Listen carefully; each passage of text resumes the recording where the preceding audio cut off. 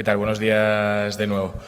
Seguimos adelante con un nuevo taller a cargo de Manuel López Guerra. Él es analista de la sección técnica de la Unidad Central de Ciberdelincuencia de la Policía Nacional y el título de este taller es IoT Forensic. Y estamos seguros de que será muy interesante para todos los asistentes y también para los espectadores del streaming. Un aplauso, por favor, para Manuel.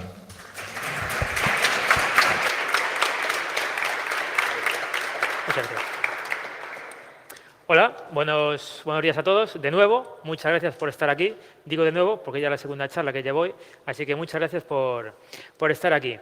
¿De qué os voy a hablar hoy? Pues hoy voy a hablar de IoT Forensics, Internet of Things, es decir, cacharros que se conectan a Internet y hacen cosas. ¿Vale? Me presento, en primer lugar, me llamo Manuel Guerra, soy analista forense informático de la Unidad Central de Ciberdelincuencia, es decir, soy policía nacional. Además, soy profesor en distintas universidades, en grados y máster, sobre ciberderecho y ciberdelincuencia y ciberseguridad. Editor del blog glider.es, donde voy poniendo pues, hay cacharreos que se me van ocurriendo, nuevas formas de análisis forense, etcétera, etcétera, etcétera. En Twitter, si queréis, me podéis seguir por el usuario Ciberpolies. Vale, déjalo por ahí si quieres. Sí, por ahí. Ya lo enchufé. Muchas gracias. Vale. ¿Pero por qué IoT y por qué no otro tipo de análisis forense, etcétera? Bueno, si recordáis, el año pasado, también aquí en Cybercamp, tuve el honor de poder dar una charla sobre análisis forense en WhatsApp.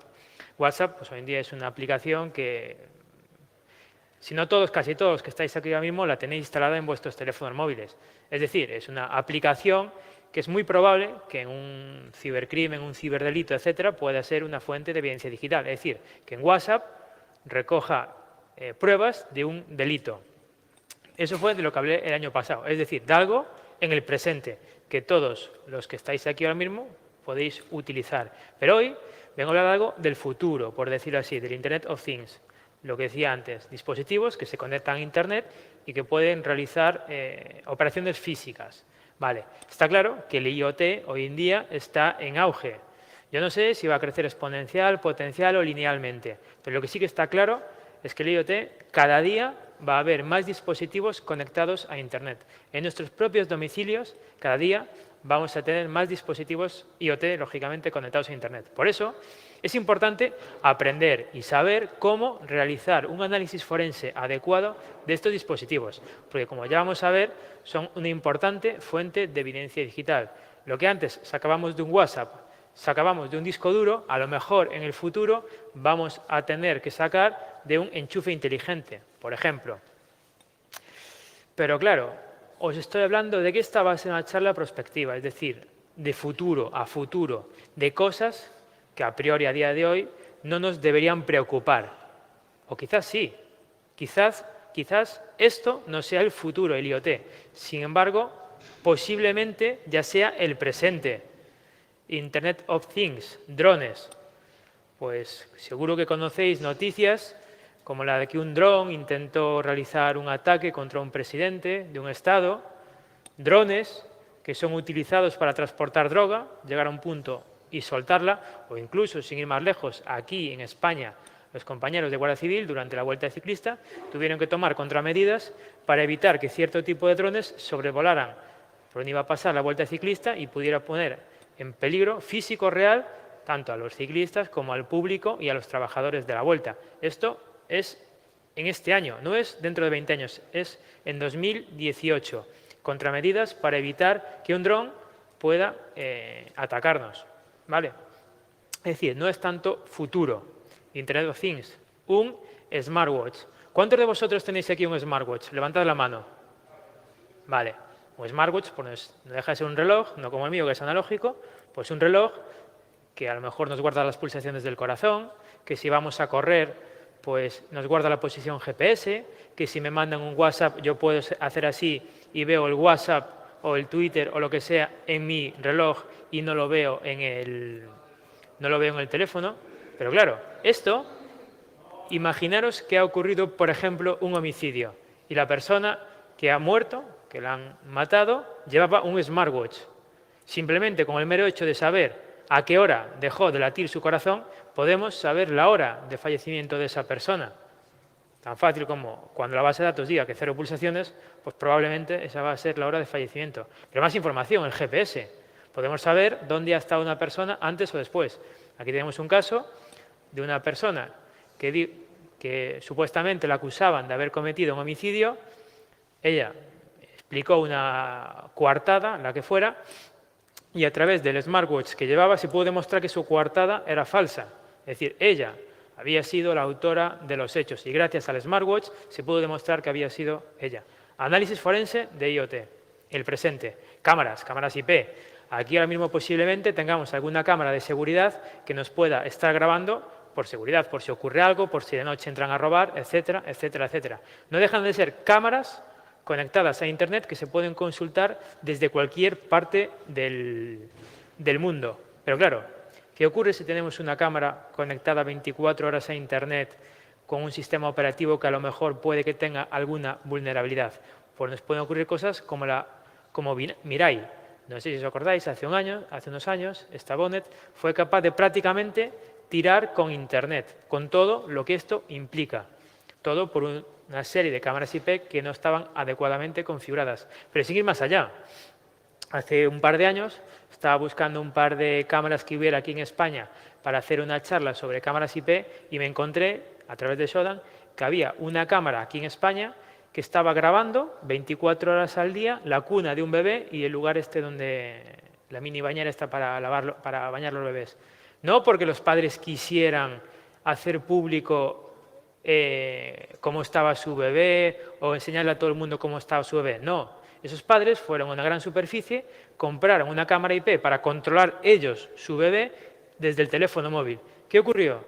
Que no la configuraron adecuadamente y en vez de configurarla para que solo ellos lo pudieran ver, esa cámara estaba retransmitiendo en directo a todo el mundo la vida de su bebé. Lógicamente, ellos no lo sabían.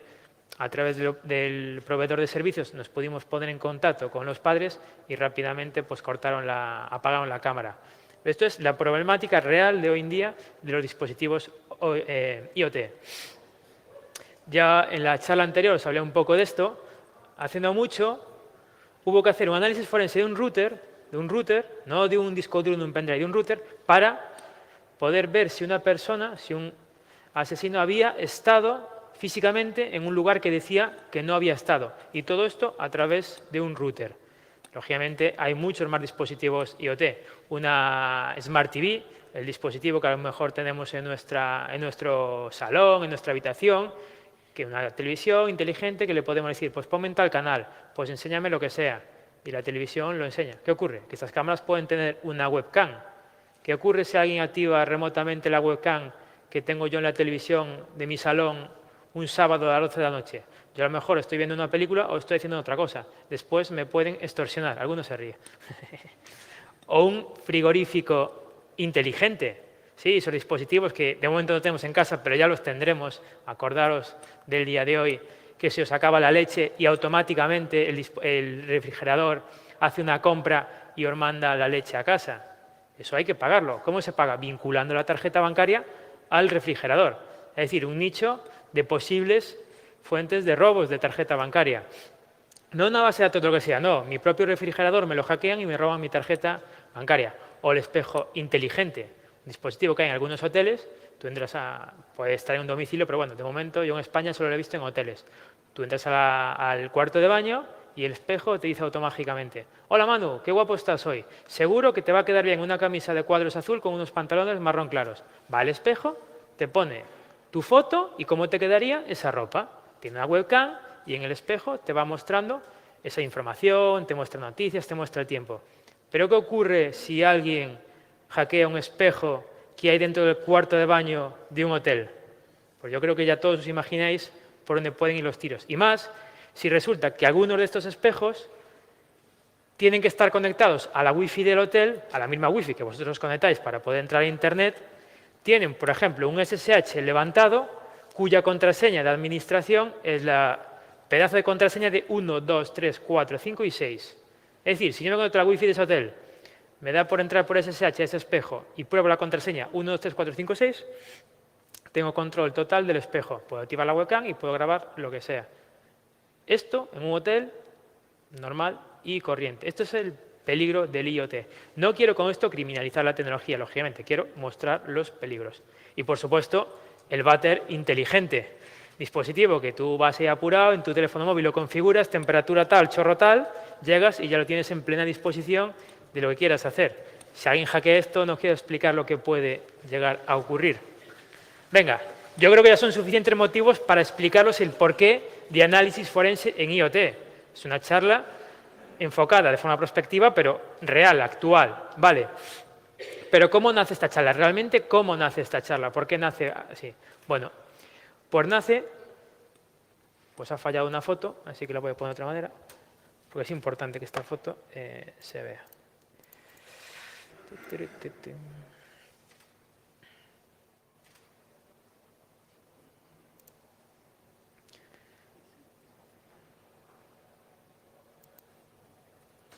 Pues nace gracias a Óscar Navarrete.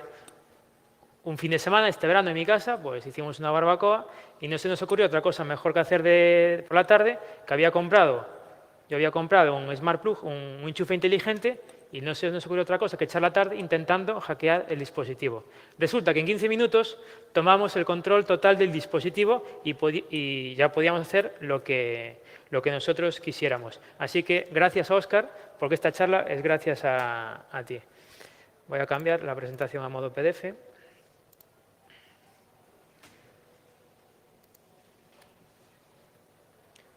Vale.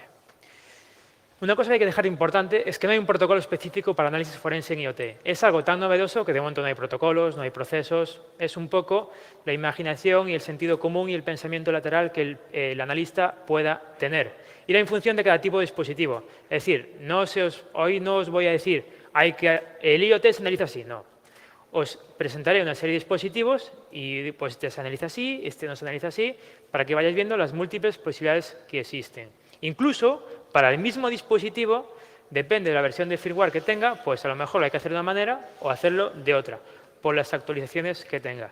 Lógicamente, siempre de un modo menos invasivo a más invasivo, esto ya lo veremos después lo que significa, y por supuesto dejar constancia por escrito de todos los procesos. Si estamos haciendo un análisis forense, pues lo lógico es que si hacemos una tarea a tal hora, pues la tenemos que dejar registrada. Vale. Un pequeño disclaimer, es importante hacerlo. Un dispositivo IoT es como un teléfono móvil. Solo podemos sacar información si su titular nos ha autorizado o un juez nos lo ha ordenado. Si no, no se puede sacar, porque esa información puede haber información privada. Vale, y si a alguien se le ocurre hackear un dispositivo IoT para obtener información o hacer lo que no debe, delito de descubrimiento y revelación de secretos. O lo que era lo mismo, esa noche coméis macarrones. Y ningún dispositivo IoT ha sufrido durante el rodaje de este taller, para que nadie tenga miedo. Venga, comenzamos. Ya os digo, la idea de la charla va a ser, os voy a ir presentando una serie de dispositivos, una serie de cacharros, y os voy diciendo, pues esto se analiza así, esto se analiza así. Vamos a empezar con un dron normal y corriente. Que se puede utilizar para hacer maldades, eso ya está más que claro, ya lo he dejado más que claro y seguro que en las charlas que ha habido durante estos días ya lo han dejado bastante claro.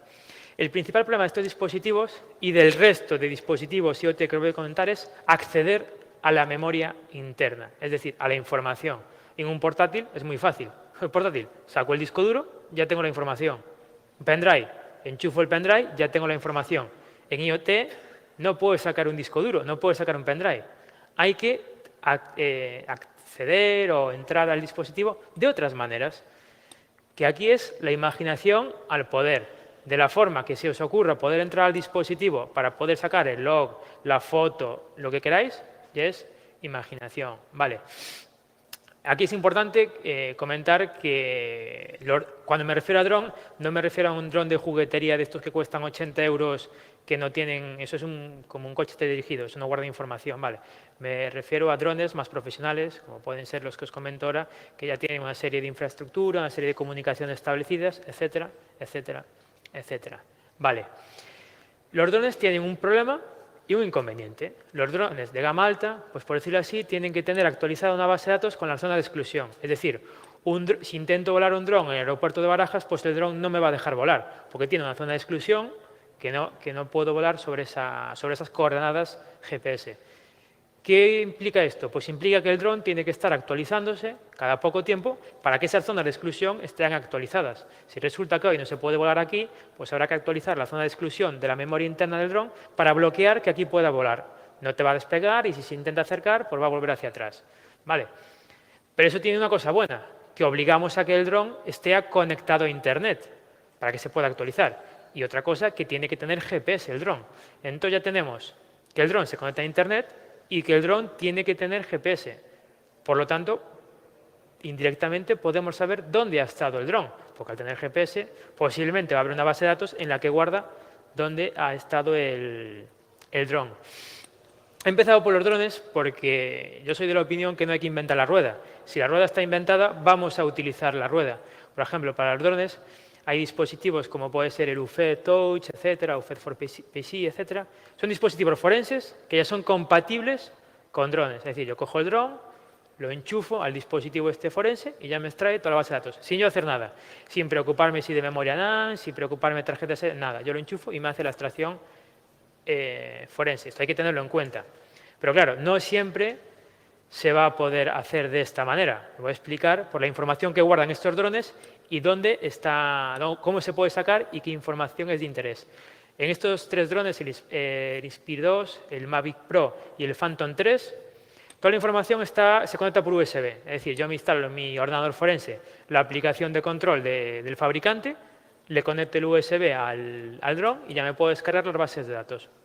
Súper sencillo. Incluso esas aplicaciones suelen tener un parseo, es decir, interpretan esa información, esa base de datos, y me dicen por dónde las coordenadas GPS, por dónde ha estado el dron, la altitud, los días que ha volado, si ha sacado alguna foto, si ha realizado algún vídeo. Es decir, información que a nivel forense nos viene muy bien. Eso para estos tres modelos que son bastante conocidos. La cosa se complica un poco en el Phantom 4. Es un dron que puede costar entre 1.500 y 1.600 euros. Las pruebas las he hecho con el Phantom 4.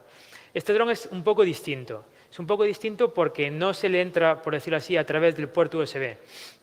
Se entra a través de dos tarjetas micro SD que lleva. Lleva la típica tarjeta micro SD que se puede sacar y poner sin ningún tipo de problema, como un teléfono móvil, en el que se guardan las fotografías y los vídeos, solo eso. Es decir, si yo le digo al dron, sácame una foto o grábame un vídeo, esa información va a quedar guardada en una micro SD externa. Sin problema, yo la saco, la conecto bloqueada contra escritura, somos forenses, no podemos manipular la evidencia, siempre conectado, bloqueado contra escritura. Esto se puede hacer con un hardware forense de bloqueo contra escritura o a través del sistema operativo. Esto simplemente impide que yo, de forma voluntaria o sin querer, pueda manipular el contenido de esa tarjeta micro SD. Vale, simplemente un detalle a nivel forense. Pero este dron, el Phantom 4, tiene una segunda tarjeta micro SD. Una segunda tarjeta que está dentro del dron. Es decir, hay que desmontar la carcasa del dron, sacar la tarjeta y analizar esa tarjeta. Que nadie se asuste por desmontar un dron, no pasa nada. Hoy en día, para ordenadores portátiles, hay que desmontarlos. Si quieres sacar el disco duro, hay que desmontar el ordenador portátil. Así que no pasa nada. Se ve mal esa foto, ¿no? Soy yo, no la veis, de la izquierda, ¿no? Vale. Que yo de aquí no veo la pantalla muy bien.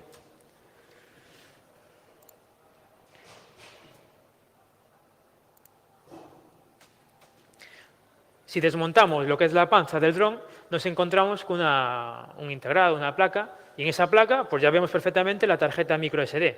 La sacamos y ya podemos analizar todo el contenido del dron. ¿Qué contenido vamos a encontrar aquí? Pues sobre todo la telemetría, es decir, por dónde ha estado, a qué velocidad ha volado,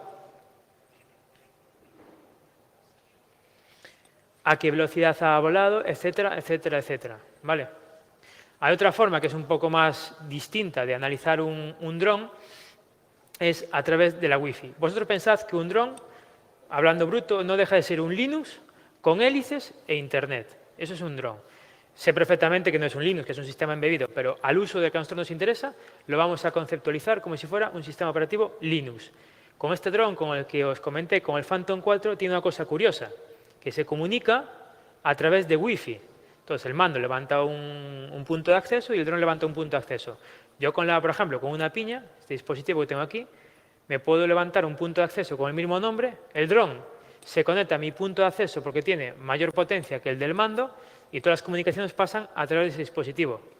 Como es un Linux y resulta que tiene un SSH levantado, si entramos con la contraseña, con el usuario root y la contraseña 19881209, tenemos acceso al dron. Podemos sacar los logs, podemos ver las fotos, la telemetría, etcétera, etcétera, etcétera. Por Wi-Fi. Un análisis forense en un dispositivo por Wi-Fi. Esto es análisis forense en IoT. No hay que olvidar que los drones no solo es el dron. Es el dron, el mando que controla el dron y el smartphone a través del que se conecta. Hay que analizar esos 3 dispositivos siempre. No nos podemos quedar en el dron. Si tenemos que analizar un dron, del dron sacamos la tarjeta microSD y la analizamos. Del smartphone, la aplicación que tenga, las bases de datos de vuelo. Y del mando, también hay bases de datos de vuelo. Hay que analizar los 3 dispositivos. Vale. Venga, ahora ya empezamos con algo más de cacharreo, de verdad. Un enchufe inteligente, el que os traigo aquí. Os iba a traer el dron, pero bueno, aquí es demasiado peligroso volar un dron y teniendo en cuenta que yo no sé volarlo, seguro que yo salía herido. Así que prefiero no traer un dron y traeros un enchufe que es menos peligroso. Me da un calambrazo como mucho. Vale, ¿cómo funcionan los enchufes inteligentes?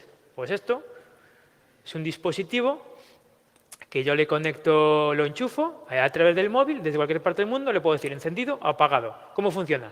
En el móvil tengo una aplicación, le digo enchufe encendido.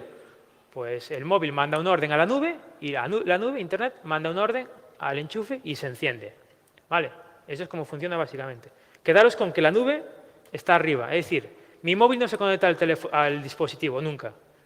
Mi móvil se conecta a la nube y la nube se conecta al dispositivo. Eso es importante a la hora de hacer el análisis forense. Esto es como si sería la aplicación, pues botón encendido, botón apagado. No tiene mayor complicación. Bueno, aquí os voy a hacer una pequeña demo para que veamos realmente lo que se puede hacer y cómo se puede analizar este tipo de dispositivos. Vale, yo os he traído un dispositivo IT de última novedad, recién comprado en el chino de la esquina.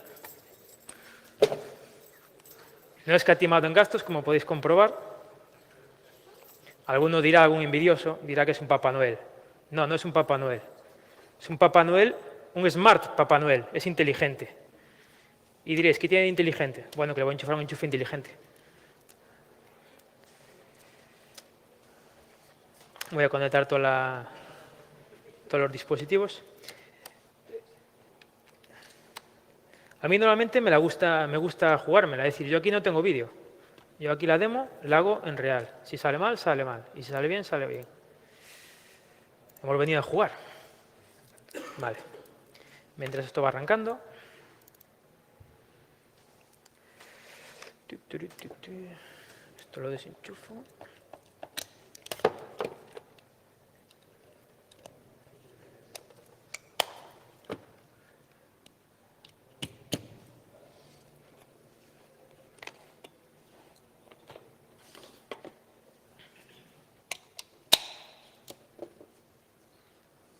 Ya veis que aquí las medidas de seguridad están totalmente controladas. No puede pasar nada.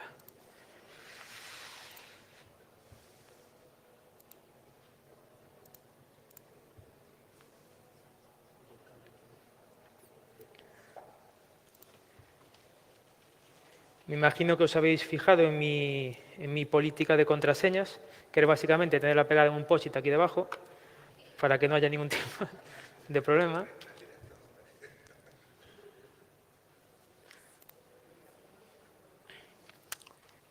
Vale. Voy a levantar un access point con el...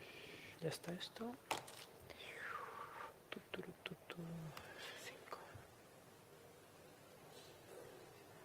Ya está esto. Esto lo conecto aquí.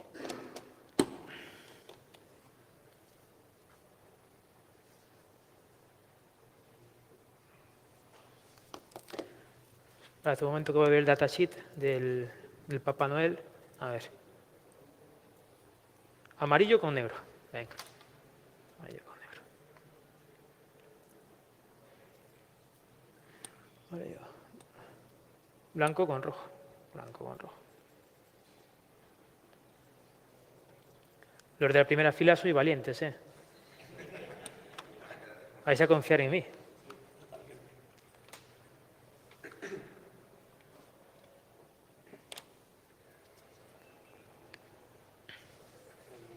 No puede pasar, a mí no me puede pasar nada, a vosotros no sé, pero a mí voy a hacer una pequeña prueba.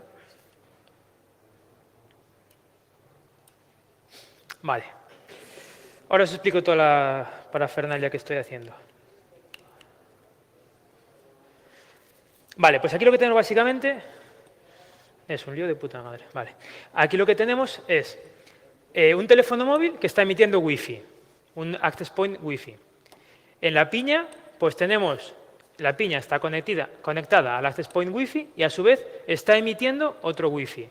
Un Wi-Fi al que está conectado el enchufe inteligente y al que está conectado un segundo teléfono móvil, que va a ser nuestro teléfono móvil víctima. ¿Vale? Entonces yo desde el teléfono móvil víctima le voy a mandar la orden al enchufe inteligente para que se encienda. Y se enciende. ¿Escuchasteis el ruido?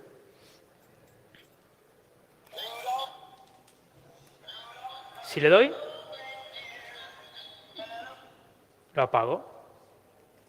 Lo enciendo. Que habéis venido a la charla a ver cómo le doy a un botón y enciende un Papá Noel. Esto es más IoT. En un botoncito enciende un Papá Noel. Ya os podéis marchar si queréis. Venga, vamos a hacer un poco más de maldades. Más o menos lo habéis entendido lo que he hecho. Todas las comunicaciones, tanto del Papá Noel enchufe y del teléfono móvil, están pasando a través de la piña, ¿vale? Del dispositivo Wi-Fi. Entonces lo que voy a hacer es interceptar esas comunicaciones para ver qué información pasa por esa red. Esto nos va a servir para saber dónde están los servidores del dispositivo y ver a qué IPs se conecta. Así vamos a poder saber si tiene algún tipo de malware o no. ¿Vale? En primer lugar me voy a conectar a la piña. 172.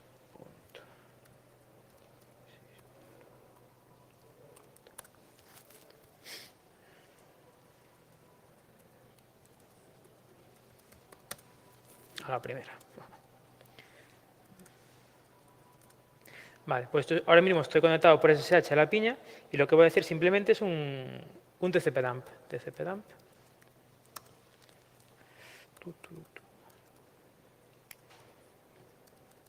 Esto sirve simplemente para interceptar la comunicación que pueda haber entre la piña y el dispositivo que yo le diga.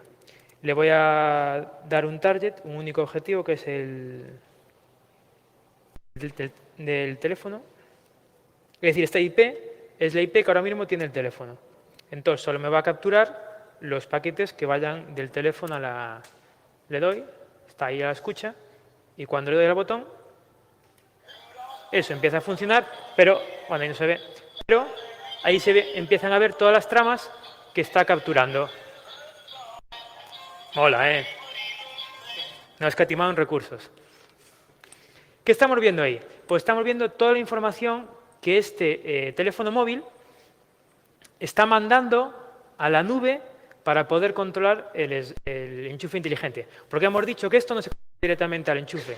Esto manda información a la nube y de la nube le llega la orden al enchufe. Si veis ahí, ya veis que hay tramas que ponen Amazon por arriba. Esto está en la nube de Amazon. En AWS es donde está ejecutando este enchufe, por ejemplo, el fabricante ha decidido que toda su infraestructura o lo que sea esté en la nube de Amazon, Amazon AWS. Ya tenemos un dato, ya sabemos que este enchufe trabaja en Amazon.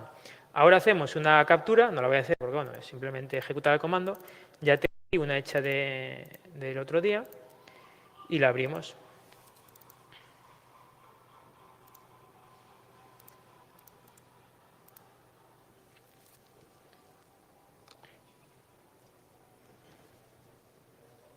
Aquí simplemente vamos, por ejemplo, a ver las conversaciones que ha mantenido el teléfono y vemos que hay 3 IPs básicamente.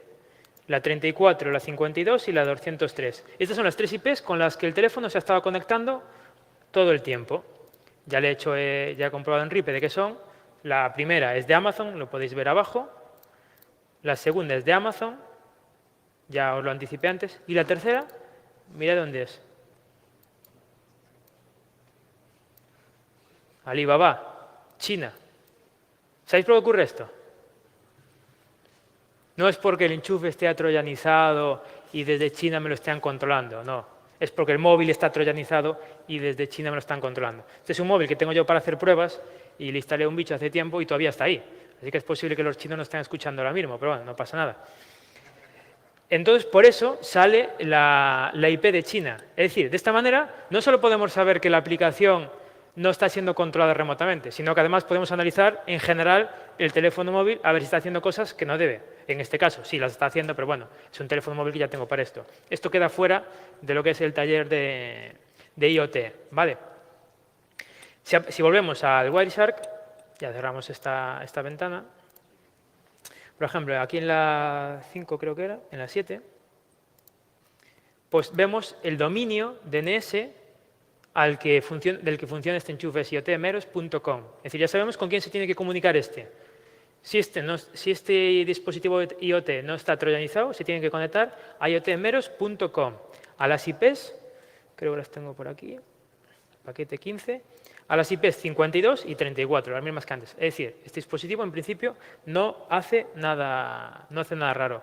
Esto es importante saberlo, porque si queremos saber si un dispositivo ha sido controlado remotamente para cometer cualquier tipo de actividad ilegal, tenemos que saber a dónde se estaba conectando. En este caso, no se estaba conectando a ningún lugar extraño.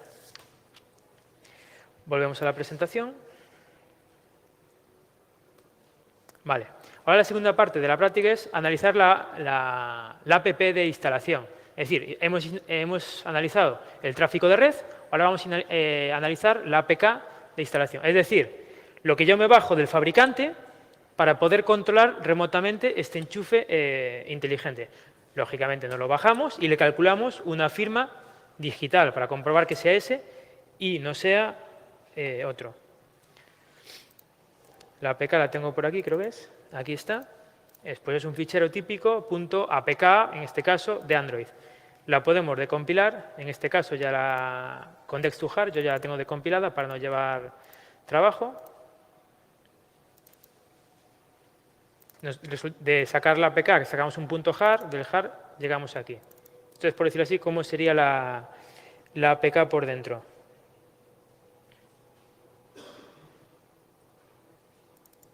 Si entramos, por ejemplo, a la carpeta .com, ahora entramos en Meros, aquí está. Otra vez en Meros, app class.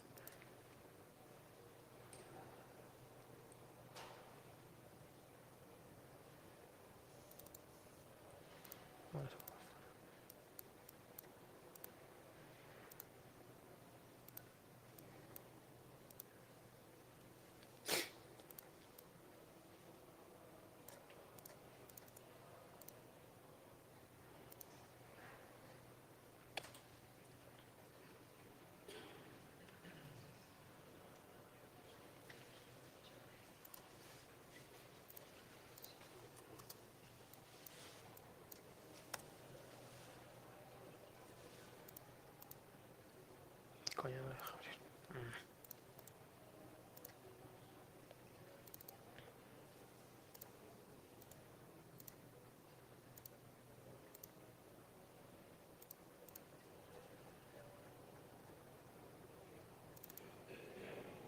Aquí está.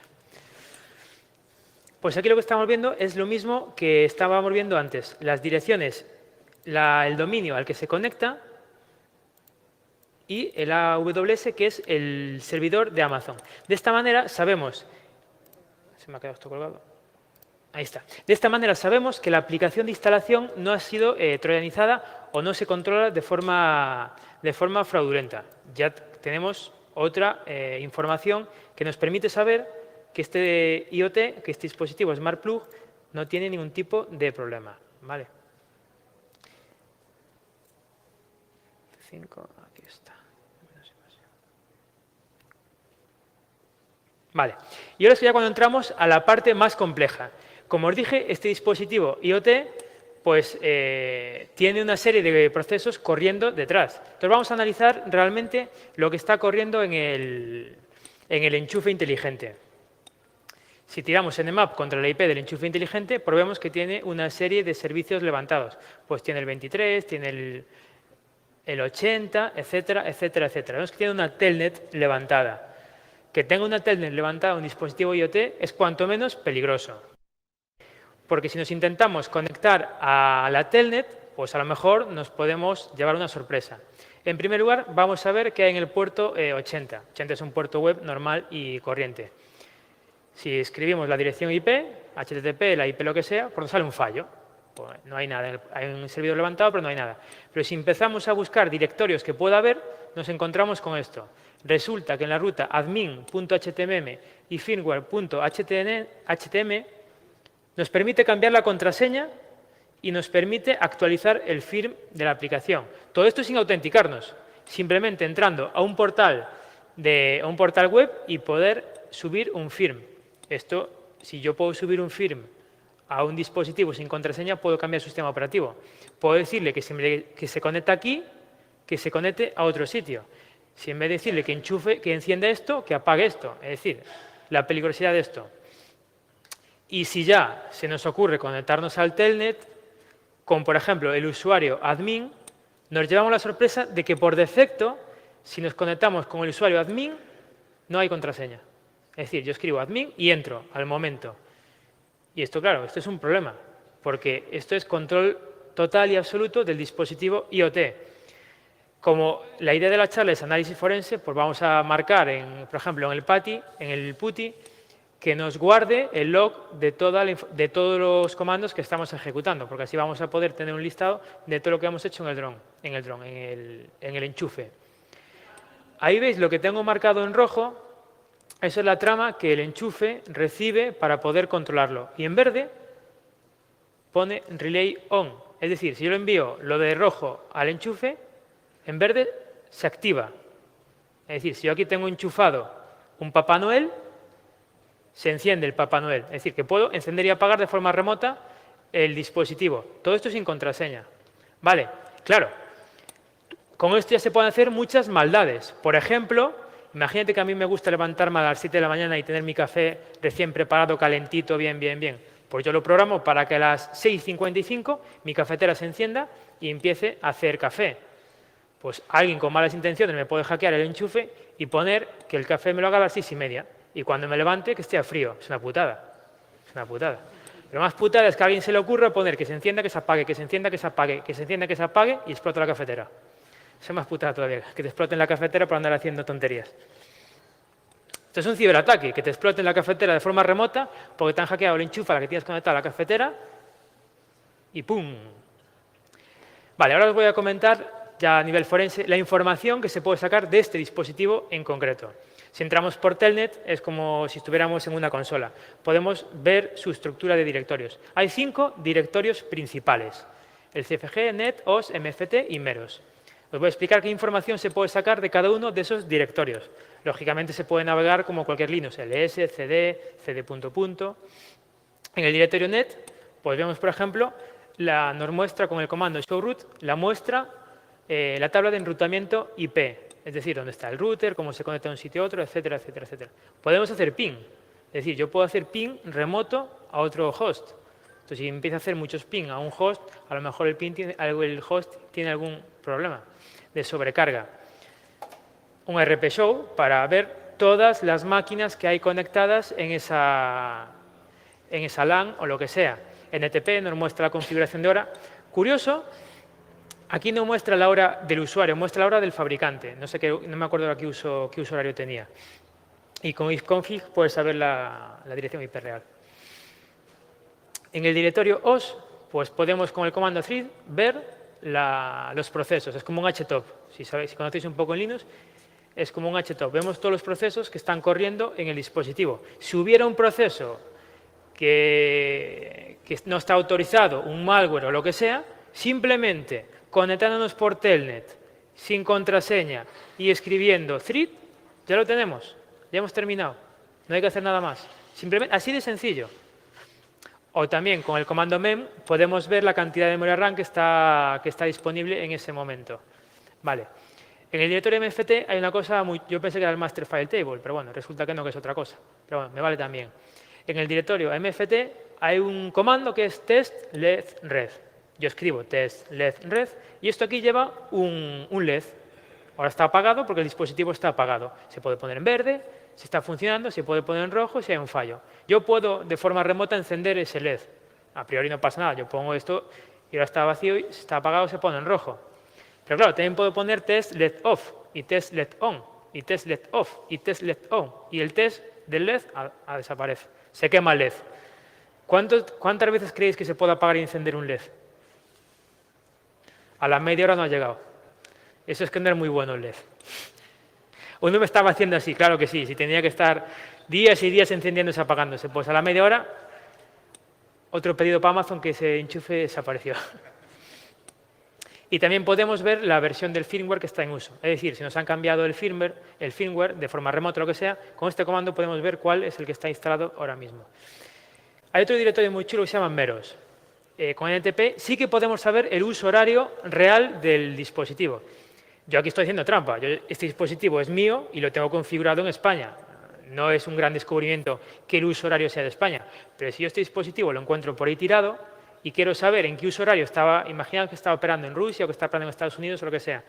Yo con esto ya puedo tener un indicador de en qué uso horario el usuario lo configuró. ¿Vale? También el Wi-Fi. Con el Wi-Fi, ¿qué podemos saber? Pues podemos saber el nombre de la red Wi-Fi a la que se conecta, es decir, de la casa que esté configurada y la contraseña de esa Wi-Fi. Y todo eso en texto plano, es decir, no está cifrado. Abres el fichero y lo puedes ver.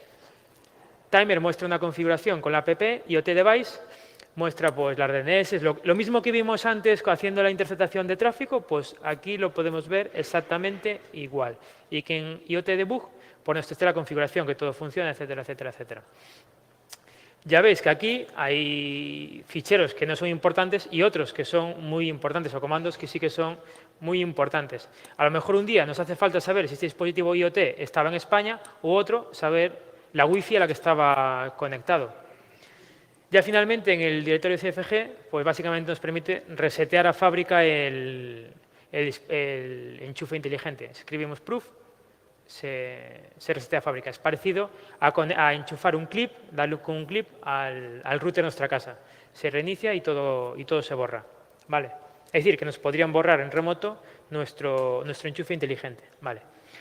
Os estaréis preguntando a lo mejor por qué os he explicado esto desde una diapositiva y no lo he explicado conectándome al enchufe. Lo tengo aquí, me podría conectar perfectamente por Telnet. Resulta que a alguien le pareció que un enchufe inteligente que se conecta a Internet y que puede controlar dispositivos físicos que tenga un Telnet levantado por defecto sin contraseña, que era una pequeña vulnerabilidad. ¿Vosotros creéis que eso es una pequeña vulnerabilidad? Eso no pasa nada, ¿no? ¿Qué va a pasar? Bueno, pues resulta que a la gente de CV, a la gente al final decidieron abrir un CVE, es decir, que esto era una vulnerabilidad. ¿Qué ocurre? Que tan pronto abrieron la vulnerabilidad, el fabricante modificó esto y ¿qué hizo? Tiró el servicio Telnet. Entonces, hoy en día ya no se puede conectar a ese dispositivo por Telnet. El servicio está caído. Entonces diréis, ¿y por qué me has contado todo esto? Pues resulta que cuando si tú ahora mismo entras en Amazon o en la tienda que sea y compras este dispositivo, no va a venir actualizado. Va a venir la unidad que tenga en stock el distribuidor. Entonces, va a venir con la versión del firmware sin actualizar. Y es probable que venga la misma que tenía yo, entonces volvemos a tener la misma vulnerabilidad. ¿Qué quiere decir con esto? Que lo probable es que si un usuario compra este dispositivo, lo probable es que no lo actualice, porque actualizarlo hay que hacerlo y tal. Lo probable es que el usuario lo enchufe, funciona y se despreocupa. Entonces vamos a tener un montón de dispositivos conectados a Internet con la configuración por defecto que tienen estos problemas. Y nosotros vamos a tener que analizar a ver si han sufrido un ataque o no han sufrido un ataque. Pero os volvía lo mismo que el tema de los drones. Una cosa es el dispositivo y otra cosa es el teléfono móvil que controla el dispositivo. No nos podemos olvidar de analizar ese teléfono móvil. Es muy importante. En esta demo vamos a hacer la misma prueba. Tengo aquí el dispositivo. Voy a desenchufar ya esto. Tengo aquí el dispositivo con la APK, con la aplicación que gestiona de forma remota el enchufe inteligente.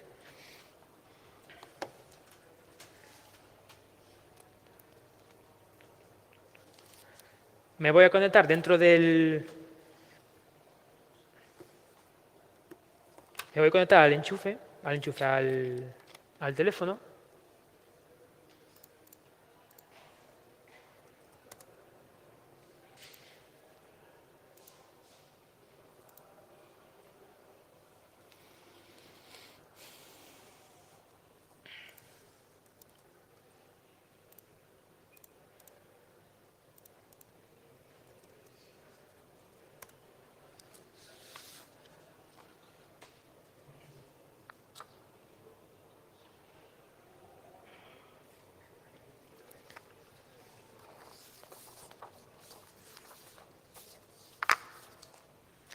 Aquí si os fijáis, ejecutado simplemente a DB-Shell, esto sirve para entrar dentro de lo que es la memoria del teléfono. Ahora mismo tenemos acceso total a la base de datos del teléfono, en este caso un Android.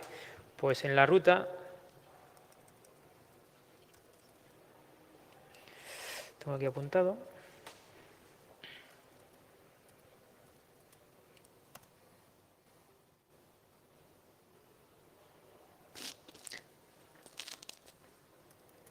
vale. Aquí simplemente si hacemos un ls, vemos toda la información que hay dentro del teléfono móvil sobre la aplicación Meros, que es la que gestiona este enchufe inteligente. Esto con ADB Pool nos lo podemos traer al ordenador, no lo voy a hacer porque tarda un rato, ya lo tengo aquí hecho. Simplemente es ejecutar ADB Pool, origen, destino y ya está.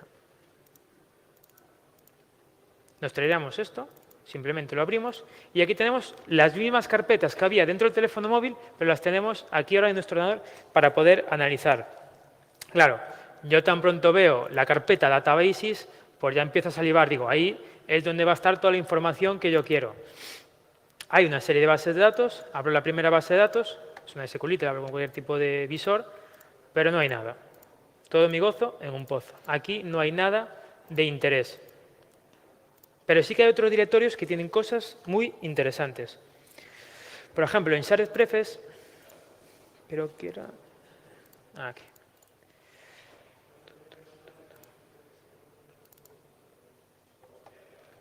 Aquí tenemos todas las wifis a las que se conectó el dispositivo IoT. Lógicamente las he censurado porque os conozco. Entonces, si queremos saber si este dispositivo IoT estuvo conectado a un domicilio, a una empresa o lo que sea, en este fichero de XML podemos verlo tan fácil como abrirlo. Aquí tenemos, por ejemplo, la primera, Wi-Fi de Manu, lo que sea y lo que sea. Este en concreto se conectó a 3 Wi-Fis. No el teléfono, ojo. El dispositivo IoT, el enchufe.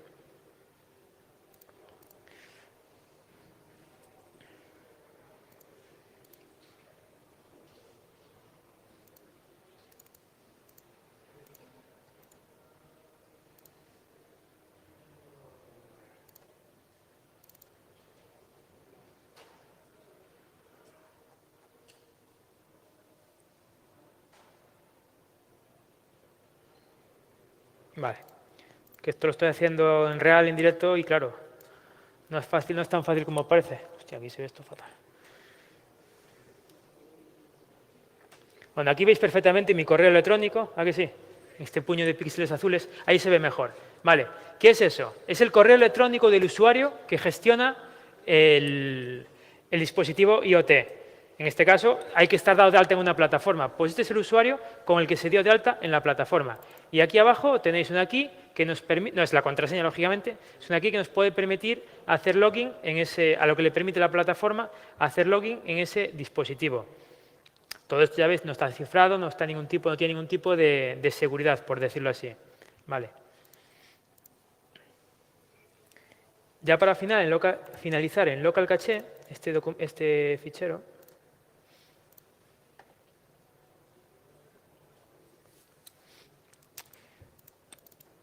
a ver si veo yo aquí. Vemos, por ejemplo, el nombre del enchufe. Yo cuando configuro el enchufe, le pongo un nombre que yo quiera. Mi enchufe de dormitorio, lo que sea. En este caso se llama enchufe Cybercam. Es el nombre que le he puesto al dispositivo. Esto nos puede ser interesante para saber cómo la persona que lo utilizaba lo ha nombrado o le ha querido llamar. Y otra cosa interesante, que voy a poner así que no veo bien la pantalla.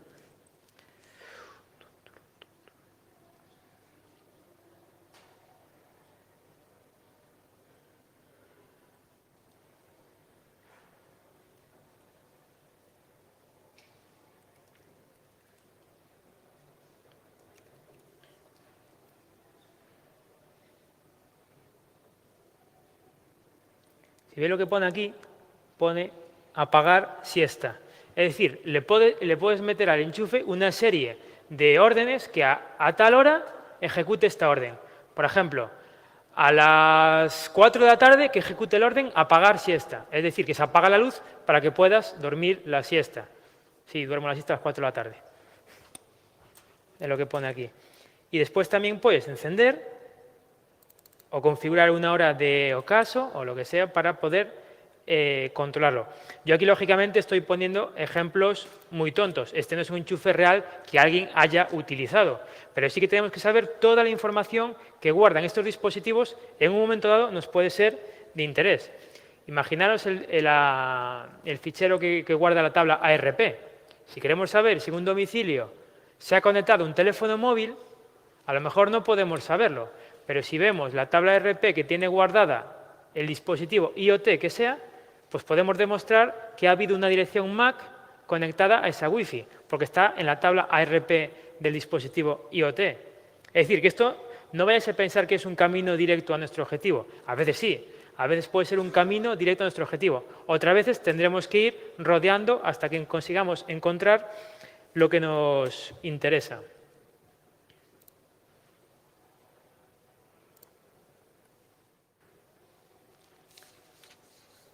Vale, ahora vamos a pasar a un smartwatch. En este caso, ¿cuántos tenéis un smartwatch de Apple? Que levantad las manos. ¿De Apple? Pues yo tengo un Polar, no tengo tanto dinero. Vale, voy a hacer la práctica sobre un Polar M400. Es un típico reloj de deporte. Vale, esto es exactamente igual que en los de Apple, ¿vale? La forma de entrar, la forma de la base de datos, etc. Vale, pero este funciona de una forma distinta a cómo funciona un dispositivo IoT, como os comenté anteriormente, un enchufe inteligente. El reloj se tiene que conectar al smartphone y el smartphone es el que se conecta a la nube. Es decir, todo lo que el reloj haga tiene que pasar por el smartphone y del smartphone ya va a la nube. Es decir, si este reloj lo lleva una persona que ha fallecido, la información de las pulsaciones, la información del GPS o lo que sea, tiene que pasar por el smartphone y del smartphone a la nube. Entonces, tanto nos da analizar lo que es el reloj o lo que es el smartphone vinculado al reloj. Es cierto que hay algunos smartwatches de Apple que llevan no una tarjeta SIM, pero similar, que son capaces de conectarse de forma independiente a Internet. En ese caso no. En ese caso hay que hacer el análisis del dispositivo, del reloj. Se puede hacer también del teléfono, pero bueno, los que tienen conexión a Internet de forma independiente hay que hacer el análisis solo del dispositivo.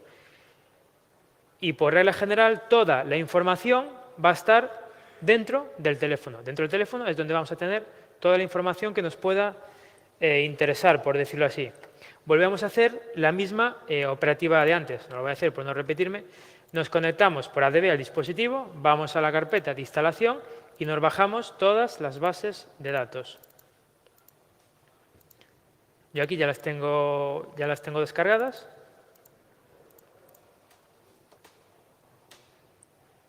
De nuevo volvemos a la carpeta Shared, que básicamente toda la información suele estar ahí siempre. Si vamos a la carpeta de bases de datos, tenemos esta base de datos. Aquí sí que hay muchísima información. Esto lo hemos sacado del teléfono. Por ejemplo, vamos a la tabla cardio. Vale. Aquí tenemos todos los días que ha registrado pulsaciones este dispositivo y cuándo ha sido. Cuánto tiempo y cuándo ha sido. Si os fijáis, pone 0000. ¿Por qué ocurre esto? Porque este reloj, por defecto, no tiene sensor de pulsaciones en la muñeca. Este reloj se tiene que vincular a una banda que hay que poner en el pecho. Como no tengo esa banda, no guarda las pulsaciones. El modelo siguiente, que sí que guarda las pulsaciones por la muñeca, aquí veríamos las pulsaciones que ha ido teniendo en cada momento. Volvemos a lo de antes. Si en un momento pone que está a 0, pues es que el reloj está fuera de la muñeca o que la persona que lo lleva tiene un problema, lógicamente. Otra base de datos interesante es la de Sensor Device, lo que os comentaba antes.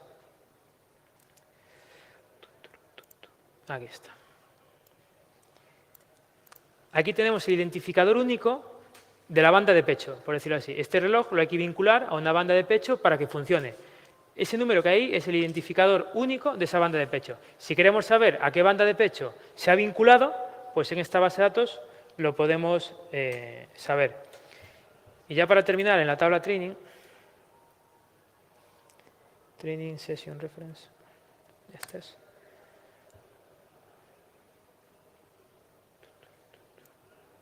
aquí está, pues es un reloj de entrenamiento, pues están todas las sesiones de entrenamiento que ha guardado. La duración, por ejemplo, 22 minutos, 29 minutos, 20 minutos, sí, lo máximo que aguanto corriendo, 20 minutos.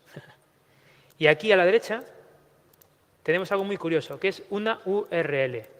Toda la información está en esa URL. Con la key que os enseñé antes podemos entrar y podemos ver la posición, podemos ver si he competido contra otras personas, podemos ver la temperatura que hacía, etcétera, etcétera, etcétera.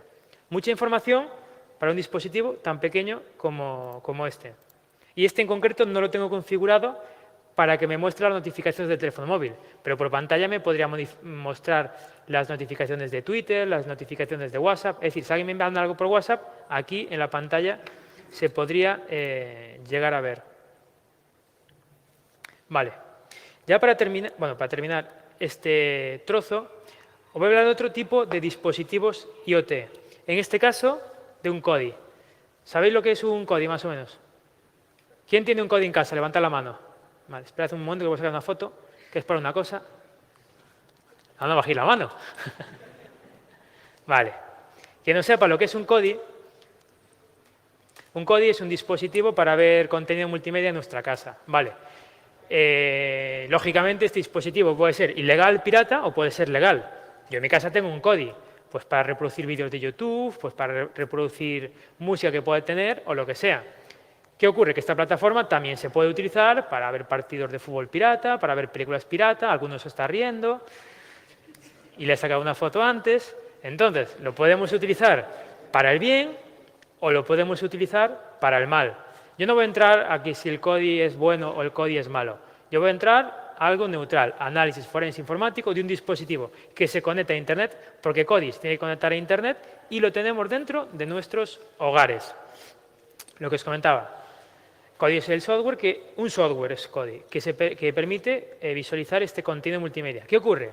Que normalmente CODI se instala en una Raspi. Se puede instalar en cualquier lugar, pero normalmente los usuarios lo instalan en una Raspi. ¿Por qué? La Raspi la puedo conectar por HDMI a la pantalla y ya tengo un acceso sencillo para ver una película o lo que sea. Vale. Este análisis forense tiene dos motivaciones. Una puede ser la lucha contra organizaciones criminales dedicadas a la distribución ilícita de señal de televisión, por ejemplo. Otra, ayudar a víctimas que tengan un CODI en casa y las han hackeado y a lo mejor han puesto el CODI o la Raspi a minar y se ha quemado la Raspi, tenemos unos daños, vulnerabilidades que pueda haber en la Raspi o en el sistema operativo o incluso víctimas de ciberataques. A través del CODI se puede producir un ciberataque en nuestro domicilio. Esto ya lo voy a explicar ahora más tranquilamente. ¿Cuál va a ser el objetivo o cuál va a ser la evidencia que hemos de analizar ahora? Bueno, pues es una instalación por defecto de un LibreLec en una Raspi Pi 2. LibreLec, por decirlo así, es el sistema operativo en el que se puede instalar CODI. Vale, resumiéndolo mucho. Ese sistema operativo va a estar instalado en una tarjeta microSD de 64 GB. La típica tarjeta que lleva la Raspi que se puede sacar y poner. Con CODI, por defecto, configurado en idioma español y con una única add-on de reproducción de música de contenido multimedia M3U. Básicamente el M3U es un sistema de IPTV a través de que unos enlaces, unas URLs, nos pueden mandar vídeo en directo a nuestro domicilio. Esto va a ser nuestro target, nuestra fuente de evidencia. Lógicamente, como he explicado en la primera slide, todo lo que sea tarjetas SD, pendrive, discos duros, etcétera, hay que conectarlos siempre bloqueados contra escritura para evitar su manipulación. Además, LibreLec, etcétera, prácticamente es como un Linux, como un sistema Linux. Entonces vamos a poder buscar la misma información que hubiéramos buscado en un Linux. ¿Para qué nos puede servir esto? El 90% de lo que se puede sacar con lo que os voy a contar ahora se puede transponer a un sistema Linux. Es decir, esos comandos o esa información va a estar exactamente en un sistema Linux. Voy a hacer la demostración para que veáis la información que se puede sacar.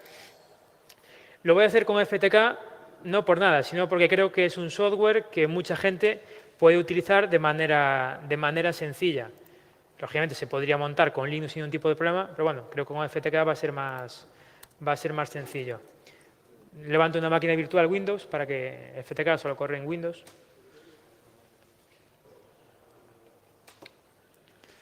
Vale, entonces la idea ahora es, tenemos una tarjeta micro SD que hemos capturado con una clonadora, con lo que sea, y tenemos que analizar esa imagen E01, ¿vale? O esa imagen, ese dumpeado forense de la tarjeta.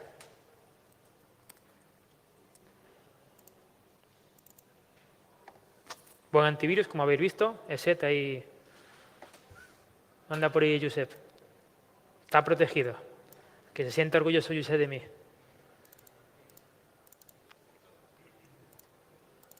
Vale, pues yo aquí tengo una imagen forense E01 de una tarjeta microSD de 64 GB. Aquí igual les resulta curioso que la tarjeta es de 64 GB, pero mirad lo que ocupa la imagen. Ocupa poco más de 3 GB. Es decir, la ventaja de hacer imágenes forenses es que no tenemos que trabajar con un bloque de 64 GB que nos ocupa el disco duro. Las imágenes se comprimen. Entonces, 64 GB lo tenemos en poco más de 3 GB. Esto es mucho más cómodo a la hora de trabajar, mover, etcétera, etcétera, etcétera. Simplemente con el... No voy a entrar a explicar mucho esto, porque bueno, esto no es la finalidad de la charla, por decir así. Vale. Una vez que montamos esa imagen, vemos que tiene dos particiones. La primera es de sistema, ni vamos a entrar en ella, solo son 512 megas. Nos interesa la segunda partición, como veis está en sistemas de archivos ex4. Le damos que nos cargue la partición y ya vemos que hay dos carpetas. La segunda es unallocated, que no nos interesa tampoco, y vemos que es root. Si alguna vez habéis analizado un sistema Linux, veis que es muy parecido, el sistema de ficheros es muy parecido a un Linux. ¿Vale? Por ejemplo, si entramos dentro de root, si entramos en la carpeta caché, pues vemos que hay un fichero que se llama hostname. Hostname es el nombre del host, como su propio nombre indica. En este caso, abajo, vemos que se llama libreelec. Por eso sabemos que lo que estamos analizando es un libreelec. Lógicamente, yo aquí he hecho trampa. Yo aquí ya sé lo que estoy analizando porque yo mismo he hecho esa imagen. Pero resulta que si tenemos una tarjeta SD o tenemos una imagen y no sabemos qué es lo que estamos analizando, tan fácil como ir al fichero hostname, ya vemos que es un libreelec. Libreelec es el sistema operativo que se utiliza para poder utilizar Kodi. Es una imagen que se plancha directamente en la tarjeta SD y ya es totalmente útil. Simplemente entrando en este directorio ya lo vemos. En Conan, por ejemplo, carpeta Conan, hay otra carpeta que se llama Ethernet, lo que sea. Este número sí que puede variar en función de la tarjeta Ethernet. Me he confundido. Y en Settings tenemos, por ejemplo, la configuración del DHCP Leasing que tenga este dispositivo. Pues sabemos que la última vez que se actualizó fue esta y que tuvo esta dirección IP. Es una dirección IP local, no es una dirección pública, pero bueno, nos puede ser un indicador de qué tipo de redes estaba trabajando. Normalmente 192, 168 son redes domésticas, 172, etcétera, son redes más de empresa. Vale, esto simplemente es una pista. ¿Nos puede ayudar o no? No lo sabemos. Dependerá de lo que estemos investigando, que nos podrá ayudar o no. Hay otro fichero que se llama ashistory. Desconozco porque le falta la B. Normalmente es bashistory. Aquí es sin la B. Y en este fichero es un fichero en el que se guardan todos los comandos que el usuario haya ejecutado. En Linux, por defecto, cada usuario tiene un documento, un fichero que se llama bashistory. En ese fichero se va guardando todos los comandos que se vayan ejecutando, todos. Y esto a nivel forense nos viene muy bien, porque nos permite saber qué ha hecho un usuario en su ordenador. Aquí vemos, por ejemplo, que ha ejecutado CD, ls, etcétera, etcétera, etcétera. Una serie de historias, bueno, lo voy mirando.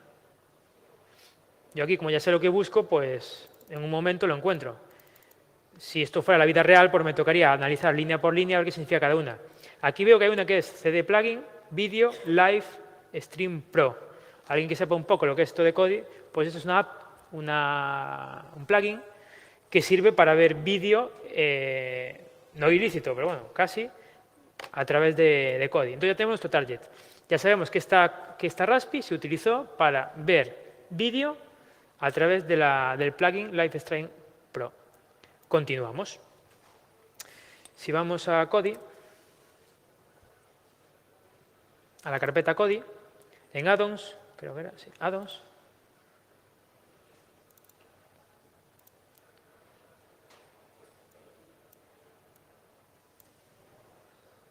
vemos el plugin que el usuario instaló de forma manual. Es este. Aquí tenemos toda la configuración de este plugin. Como os comenté al principio, esta es la única modificación que se hizo en la instalación por defecto del LibreLec. Instalar este plugin. Pues aquí vamos a ver si este es un plugin malicioso o no es un plugin malicioso. Aquí analizamos el código. Aquí analizamos el código y vemos que, bueno, puede ser malicioso o no. Pero no nos interesa eso, nos interesa otras historias.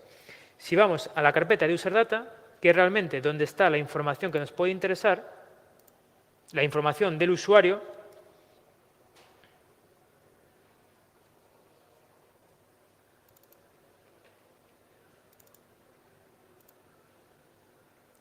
abrimos el fichero source file y vemos esto. Storage lista m3u.u. Estos plugins por defecto no hacen nada. El plugin por defecto es inocuo. Solo trabaja si el usuario le mete una lista M3U. La lista M3U es la lista donde están todas esas URLs con contenidos ilegales. Por eso que el plugin en sí no es ilícito. Ilícito es la lista M3U que pueda haber. Y aquí vemos que está en storage lista M3U. Si vamos a la ruta esta, lo podemos extraer.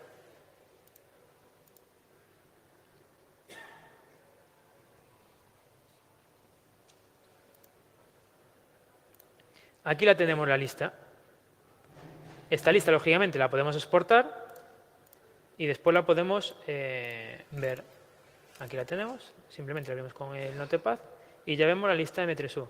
Lógicamente está censurada para que nadie vea realmente dónde está viniendo la señal.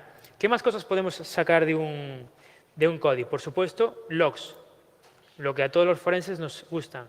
Pues por defecto guarda logs de todo, de todo. Vamos a exportar unos cuantos. Sí, sería botón derecho exportar. Ya los tengo exportados para acabar antes. Por ejemplo, en Codilog vemos todos los fallos que ha tenido la Raspi. Por ejemplo, vamos hasta 250 aproximadamente. Ahí está.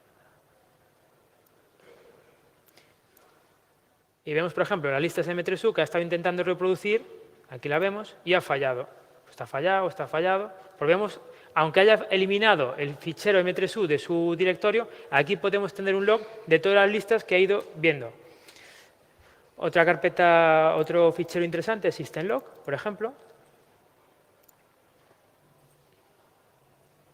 Que aquí creo que en la línea 11 sacamos exactamente la Raspi en la que estaba instalado. Es una Raspi Pi 2 modelo B, revisión 1.1. Es decir, ya sabemos, si solo tuviéramos la imagen o la tarjeta SD, sabemos que Raspi tenemos que buscar en la cual estaba instalado.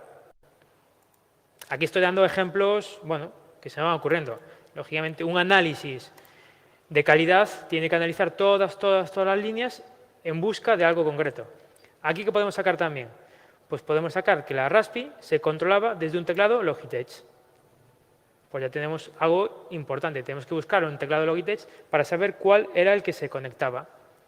Y ya para terminar, en Network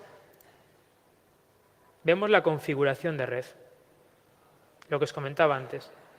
Por los dispositivos que hay, a qué IP se conectan. Si alguien está pensando cuál es esta IP, estos son los DNS de Movistar. En principio esto es inocuo, no pasa nada. Vale. Pero bueno, nos podría servir para saber a qué IPs se está conectando esta máquina Kodi.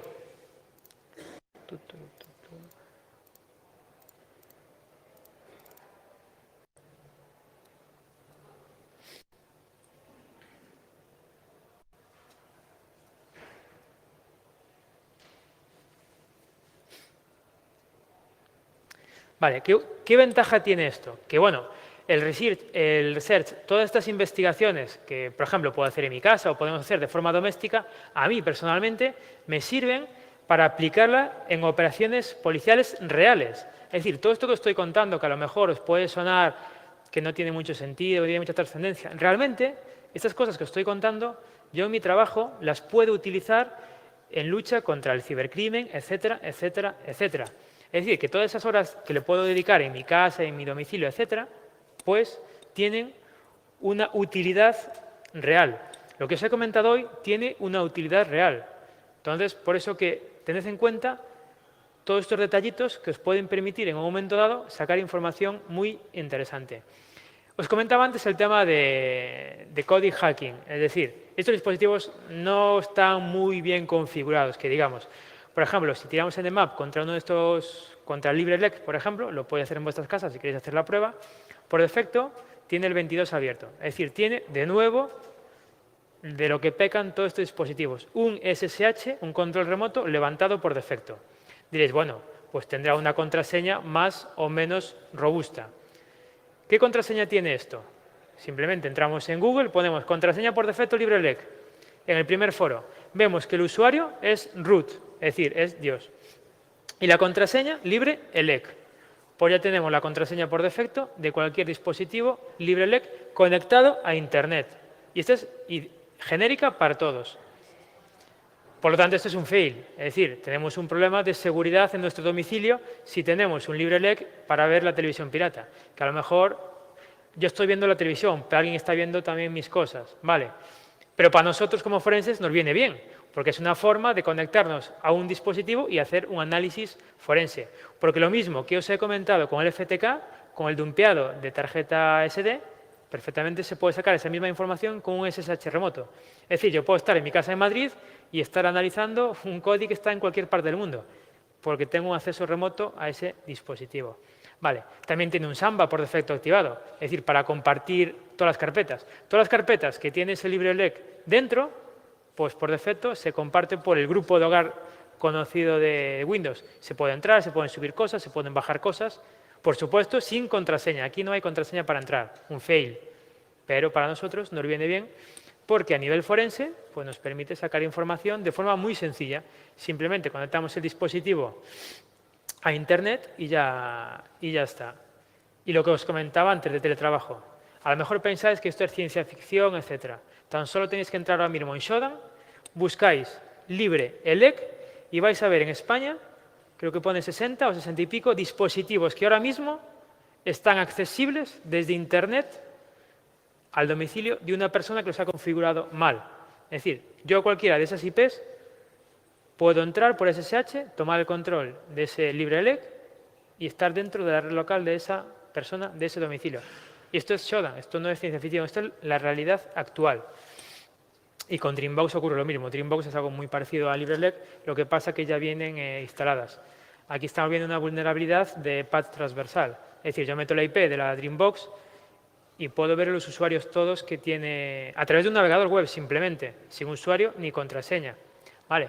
Por eso que a veces tendemos, cuando se trata de dispositivos muy simples, una cámara que quiere ver, una cámara de seguridad, un enchufe inteligente, un dispositivo para yo poder ver la televisión en mi casa, buscamos la sencillez, que sea llegar, conectar y disfrutar. El problema de llegar, conectar y disfrutar es que toda esa configuración por defecto, todos esos fallos de seguridad, los estamos arrastrando. Y no puede, desde mi punto de vista, no puede ser el usuario el que tenga que estar luchando contra esos fallos de seguridad. Tiene que ser el fabricante quien por defecto haga que esos sistemas sean seguros. Porque yo no le puedo pedir a mi amigo que no tiene ni idea de informática que cierre un SSH, que cambie la contraseña de un telnet o que actualice el firm de una cámara IP. Eso tiene que ser desde el punto de vista del fabricante. No lo puede hacer un usuario porque no tiene los conocimientos para hacerlo. Vale. Ahora cambiamos otra vez otro dispositivo muy interesante, un router. Dispositivo que todos tenemos en nuestras casas, el típico cacharro con luces que nos da Internet. Vale. En la charla anterior contaba que tuvimos que realizar un análisis forense de un router para poder ver si una persona que había participado en un homicidio había o no había estado dentro de ese domicilio. En este caso os voy a hacer el análisis forense de un router normal de Vodafone. Si alguno tiene Vodafone en casa, tiene un router de fibra, pues esto se aplica a un router de fibra de Vodafone. En Nmap, de nuevo, para saber cuántos servicios tiene levantados, ves que se está viendo siempre un mismo protocolo. En Nmap descubrimos un servicio y entramos por ese servicio. En este caso, de nuevo, tiene un SSH levantado. Vamos a tratar de conectarnos a ese SSH. En este caso no es con root, es con admin, pero bueno, el usuario admin. entramos al SSH y ya estamos dentro del router. Si os fijáis pone VF, pues eso es el modelo del router analizado. Vale. Lo primero que hago es ejecutar un ls para listar todos los directorios que tiene. El ls falla, no tiene el ls dentro de la configuración. Pero nos muestra otra cosa. Nos muestra todas las opciones de configuración que tiene por consola este router. Genial, es mucho mejor esto que un ls. Por ejemplo, nos muestra la configuración de la LAN, la tabla NAT, etcétera, etcétera, etcétera. Si ejecutamos, por ejemplo, show sysinfo, el comando, vemos la versión del firm, es decir, si ha sido actualizado, si no ha sido actualizado, si está corriendo una versión que no es la adecuada, vemos el tiempo que lleva encendido, desde la última vez que se apagó, esto puede ser interesante o no, nunca se sabe, depende del caso en concreto, y nos muestra la hora. Así podemos saber si está en hora o no está en hora. Lo lógico es que un router esté en hora, porque lo otro no tendría mucho sentido. Vale, podemos, al igual que en el enchufe inteligente teníamos que ejecutar un comando para ver la carga del procesador, aquí simplemente con show CPU nos muestra la carga del procesador. En este caso 2,4. Un router normalmente no tiene mucha carga del procesador. Si ese router, por ejemplo, estuviera troyanizado y estuviera minando, por ejemplo, una criptomoneda como puede ser el Monero, pues no veríamos 2,4, veríamos 90, 95, 100, 90, 95, 100. Es decir, ya tenemos una sospecha de que a ese router algo le pasa. Que un router que estamos nosotros solos conectados no puede tener una carga del 90% de trabajo. Ahí ya sabemos que algo pasa. Otro ejemplo, con showmain podemos ver la memoria RAM que tiene libre. Show ARP, pues podemos ver la tabla ARP. Si a alguien se le ha ocurrido hacer un ataque de RP poisoning dentro de esa red, tan fácil como esto, lo vamos a poder ver. Porque vamos a ver que una IP está asociada a el router cree que una IP es una cosa que no debe. ¿Vale? Entonces ya podemos saber si hay algún tipo de anomalía, al menos en esa red. En DHCP status, pues vemos el list DHCP, es decir, todos los dispositivos que hay conectados a esa red. ¿Esto para qué nos sirve? Para ver si alguien nos está hackeando el Wi-Fi. Si alguien nos está hackeando el Wi-Fi, pues vemos que hay un dispositivo de más que no tendría que estar. Ya lo sabemos. Con show NAT entries, vemos, por decirlo así, la configuración del firewall del router. Si alguien ha tomado el control del router y está utilizando nuestro router para emitir un servicio o para poner en Internet un servicio, aquí lo vamos a poder ver, porque ha tenido que abrir una regla o ha tenido que configurar un servicio que esté a la escucha.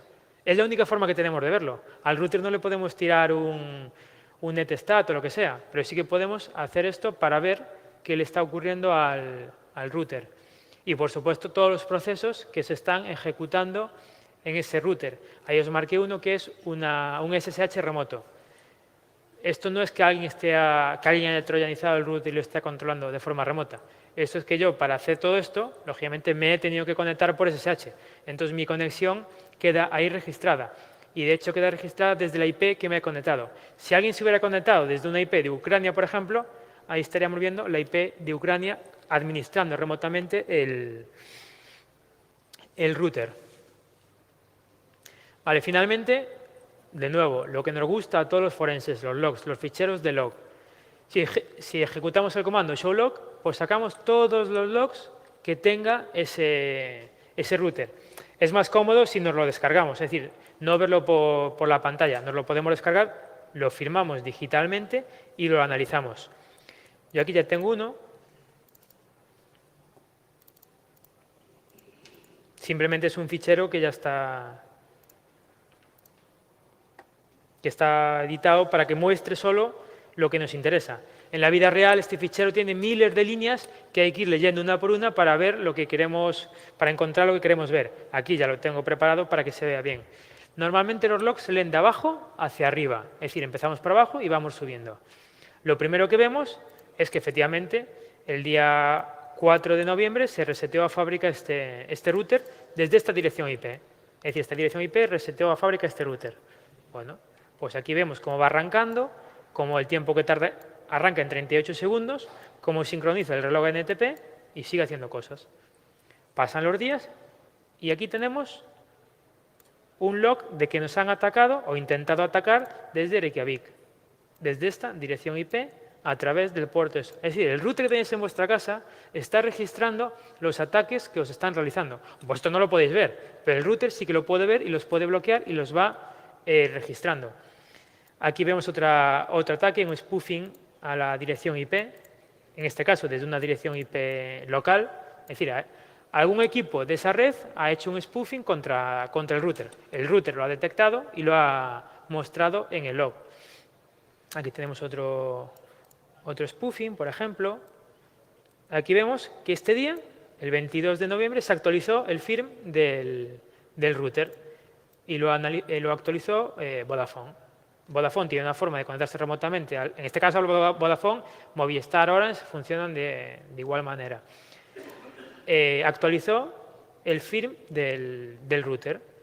Aquí vemos, por ejemplo, otra alerta del firewall. Es decir, que nos hace un drop desde esta dirección IP que he censurado, nos hace un drop, que el router que alguna máquina se intenta conectar ahí, la 1.54, y por lo que sea el router tira esa conexión porque no está dentro de lo que es el firewall. Aquí vemos, por ejemplo, los dispositivos que se conectan a la Wi-Fi. Cada vez que un dispositivo se conecta a la Wi-Fi que está emitiendo ese router, deja un registro, aunque sea hace, no sé, 2 meses. El router ha registrado en su log que ese dispositivo se ha conectado. ¿Cómo lo registra? Pues en primer lugar registra la dirección MAC, la dirección MAC de la estación, la dirección MAC del cliente y el tiempo de lease que le da, es decir, el tiempo de alquiler de la dirección IP que le da. En este caso le alquila o le presta la dirección 1.55. Pues aquí sabemos que este día, el 24 de noviembre a las 23:56, el dispositivo con tal dirección MAC se conectó a ese router. Forma legal, forma ilegal, me da igual, pero sabemos que se conectó a ese router. Y ya para finalizar, vemos que aquí hubo un logout desde esta dirección IP con la contraseña. Primero hubo un logout y después hubo un acceso con la contraseña de administrador desde esta dirección IP, que puede ser local o puede ser pública en función de cómo esté configurado el router. Si vemos una dirección pública aquí, pues tenemos un pequeño problema en la seguridad de nuestro router. Y toda esta información sacada de ese dispositivo que todos tenemos en nuestra casa, que nos permite conectarnos a Internet, para que veáis toda la información que estamos almacenando en un reloj inteligente, en un router, en un enchufe, etcétera, etcétera, etcétera. Vale. Ya terminando con el tema de las cámaras IP, otra forma de analizar este tipo de dispositivos es a través del firm.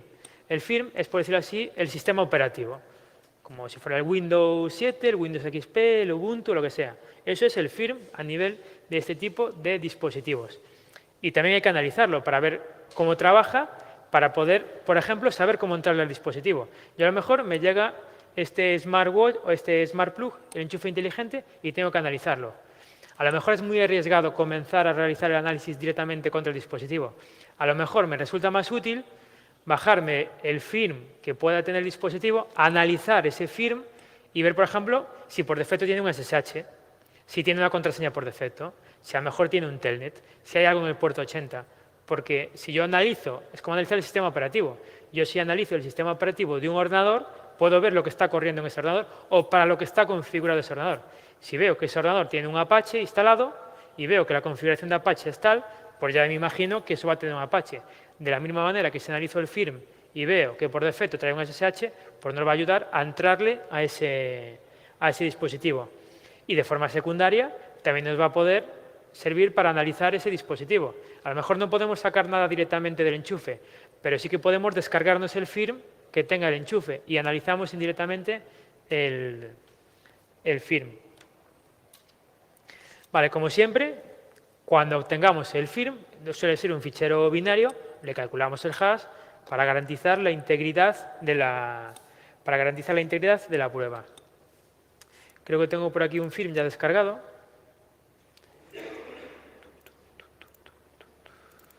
Vale, y así es como se vería un... Bueno, ahí no se ve. En esa pantalla sería como se ve un firm, pues un fichero lo que sea, .bin, punto binario. Este fichero, si le doy a abrir, pues lógicamente no me lo va a poder abrir con ningún fichero porque hay que decompilarlo, hay que extraerlo. Hay una herramienta que se llama...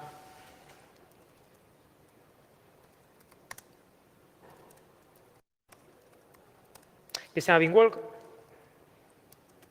Creo que el comando era mi. Sí.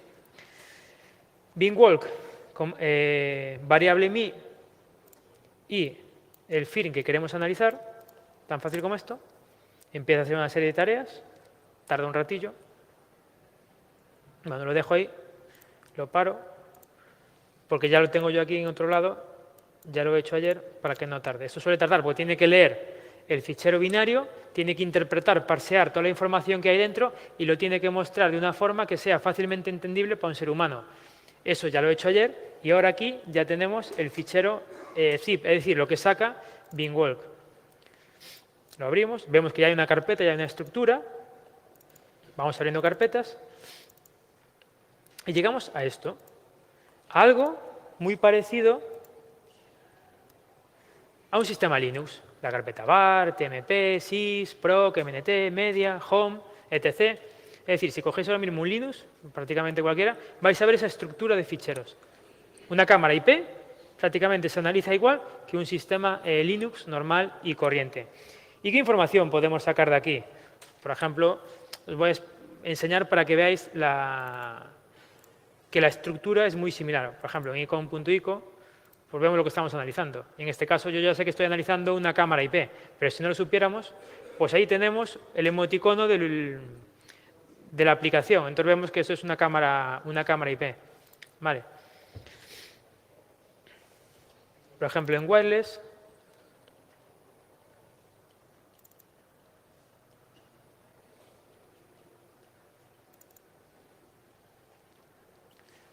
pues en este fichero vemos toda la configuración de la red Wi-Fi de la cámara IP. Aquí IP estaba conectada. Vale. La contraseña, los DNS, etcétera, etcétera, etcétera. Es decir, esas cámaras IP tienen que conectarse a un lugar para subir la información. Pues en este fichero podemos ver la Wi-Fi a la que está configurada para que se conecte y a qué lugar lo está subiendo. La idea de esta práctica es que veáis simplemente pues, que es un sistema Linux, que no os tiene que meter miedo a analizar una cámara IP porque es súper raro, no. Es como analizar un Linux, un Ubuntu, un Apache, un Debian o lo que sea, normal y corriente. No tiene mayor complicación.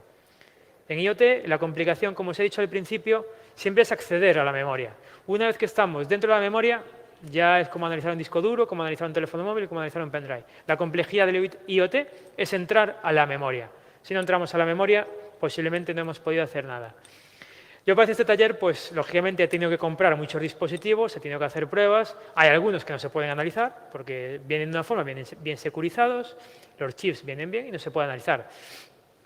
Hay otros que sí que se pueden analizar, como los que os he mostrado ahora. Se pueden analizar de forma directa, es decir, conectándolos, levantándolos y conectándolos a SSH, Telnet, web, firm o lo que sea. Pero hay otros dispositivos que no, que por lo que sea no se pueden analizar, porque no tienen ningún SSH, porque están bien securizados, etc. Pero no quiere decir que esos dispositivos no guarden información forense. Quiere decir que no podemos entrar a esa información porque la configuración no lo permite. Por ejemplo, me pasó con dos dispositivos. Uno era un decodificador de Movistar, típico decodificador que nos ponen en nuestra casa, un Zyxel creo que era. No lo pude entrar. ¿Por qué? Porque no tenía ningún servicio levantado, solo tenía el puerto por el que le entraba la telecarga de Movistar para poder cambiar la configuración de canales. Ese no lo pude analizar. Y una Smart Light, la típica bombilla que conectamos, la controlamos del teléfono móvil, le cambiamos los colores, etcétera, etcétera, etcétera. La Smart Light, en principio la pude analizar. ¿Qué ocurrió? Que el fabricante mandó una actualización y esa actualización bloqueó totalmente todo acceso al dispositivo. Entonces, tengo una Smart Light en casa que me sirve para dar luz, pero a nivel forense no me vale absolutamente para nada. Una piedra y encima del escritorio. Entonces, cuando todo esto falla, no nos podemos decir, por nada, pues nos marchamos. No, hay que buscar el plan B, el plan C y el plan D, si hace falta, para poder entrar a este tipo de dispositivos. En este caso, el plan B es Nomad, Buenaventura Salcedo. Desde aquí quiero agradecer toda la ayuda que me ha dado en la parte de electrónica, ya no tanto en análisis forense como en electrónica, para realizar los análisis que ahora os voy a comentar. Vale. A partir de este momento pasamos de un SSH, pasamos de un Telnet, pasamos de todo eso. Nos vamos a poner a un nivel superior, a nivel de chip, a nivel de electrónica. Ya no queremos saber si está corriendo un servicio. Ya no queremos saber si tiene wifi o no tiene wifi. Vamos a nivel de sistema de disco duro, a nivel de memoria. De la misma manera que si tenemos un portátil, queremos ver los procesos que se están ejecutando, de esta manera vamos a ver la información que tiene el disco duro. Hay una técnica que se llama JTAG, que básicamente JTAG es un puerto de testeo. Básicamente lo que hace, nos conectamos por JTAG y podemos dumpear el firm de la memoria que pueda tener el router. Dispositivo, cámara IP o lo que sea. Hay un problema, que el fabricante por defecto no le gusta que los usuarios hagan esto. Entonces tienen los puertos JTAG, uno aquí, otro allí, dispersos por toda la placa. Entonces es muy complejo poder realizar un JTAG sin tener el datasheet, es decir, sin tener la información, el plano de cómo está esa placa montada. Lo pongo aquí porque es importante, pero no es muy útil normalmente porque es complejo de hacer. Otra forma, que es posiblemente más eficiente, es a través de un sombrero. Normalmente estos dispositivos pues, llevan una serie de chips, de memorias NAND. Ahí tenemos lo azul, es la placa base del decodificador que os comenté que no pude analizar, pues ahí está. Eso básicamente pues, tiene una serie de placas, se ve aquí. Esta placa, y tiene unos números escritos. Con esos números es el modelo o nos dice lo que es. Podemos buscar el datasheet de ese número y, por ejemplo, el de arriba, si buscamos STI 70105 EUD, pues vemos que el datasheet nos dice que es un decodificador set-top box. No nos interesa. Si buscamos los de abajo, Samsung 401, lo que sea, vemos que son 128 megas de memoria NAND. Eso sí que nos interesa. La memoria NAND es como un disco duro, es la memoria que lleva un pendrive. Eso es la memoria NAND. Eso nos interesa mucho. Y la otra, buscamos EM lo que sea y vemos que es la memoria RAM, SDR, lo que sea. No nos interesa. Nuestro objetivo, Samsung 401, 128 megas de información, de memoria. Hay que sacar esa información. ¿Cómo podemos sacarlo? Pues si los circuitos las conexiones están expuestas, que de aquí se ve fatal. Vale, en el de arriba, si os fijáis, los pines están expuestos, es decir, se pueden tocar. Pues ahí sí que se puede aplicar técnicas como el sombrero. Abajo no. Abajo el chip tapa todos los contactos, no se le puede hacer nada, simplemente sacarlo. Vale, buscamos el datasheet, lo que pone, normalmente pone que es confidencial, a los fabricantes no les gusta que andemos cacharreando con sus cosas. Y con el datasheet podemos ver cada uno de esos 48 pines que tiene en este caso, ¿qué es? Por ejemplo, desde aquí no lo veo, pero me imagino que el 13 o el 14 será VCC, el 15 será VSS, tierra, el reloj, etc. Desde aquí no lo veo, estoy diciendo por decir. Pero bueno, con el datasheet vemos lo que es cada uno de esos pines, a los cuales nos tendremos que conectar para dumpear esa información. No hay que conectarnos a los 48, con 17 normalmente es suficiente. Y nos tendremos que guiar por el datasheet. El chip es básicamente así, pues con el sombrero es como poner una pieza, como un Lego, una pieza encima de otra, la ponemos, los conectores suelen coincidir y si todo coincide bien, podemos dumpear ese chip de memoria. Es como hacer un clonado a un disco duro, pero en vez de tener un SATA o un IDE, lo que sea, tenemos ese tipo de conexión. Pero claro, esto aquí tiene un pequeño problema. En la imagen vuestra de la derecha, ¿qué veis ahí que os pueda resultar? ¿Veis lo que hay encima del celo? ¿Sabéis lo que es? Eso es un condensador. Mirad el tamaño que tiene el celo, eso es un celo normal y corriente, de esto de 1 centímetro, el tamaño que tiene el condensador. Ese condensador lo hay que sacar para que el sombrero se pueda apoyar. Esto ya no es algo que requiera inteligencia, que requiera conocimientos informáticos. Esto es algo que requiere destreza. Destreza en cuanto a hacer un punto de soldadura, en cuanto a quitar un condensador, en cuanto a conectar dos pines sin que haya ningún tipo de problema. Sí, aquí necesitamos práctica, formación y entrenamiento. A mí ahora mismo, si me dan un chip, como puede ser este que tengo aquí, una memoria NAND Samsung, como la que puedo tener aquí, y me dicen, hazle un sombrero a esto, bueno, pues posiblemente lo iba a romper. Por aquí tenemos un condensador, esta cosita blanca que hay aquí pequeña, tengo que quitarlo, y si no lo quito bien, rompo la placa. Es decir, requiere una destreza, una forma de trabajar muy, muy específica, ¿vale? ¿Qué puede ocurrir? Que el sombrero no funcione. Los chips pueden llevar las pines pueden llevar un tipo de barniz o lo que sea, entonces el sombrero no asienta correctamente en los pines. Entonces vamos a conectar algo, pero no va a hacer suficiente conexión eléctrica y no va a funcionar. Tenemos un plan B, que es no utilizar un sombrero, sino hacernos nuestro propio sombrero.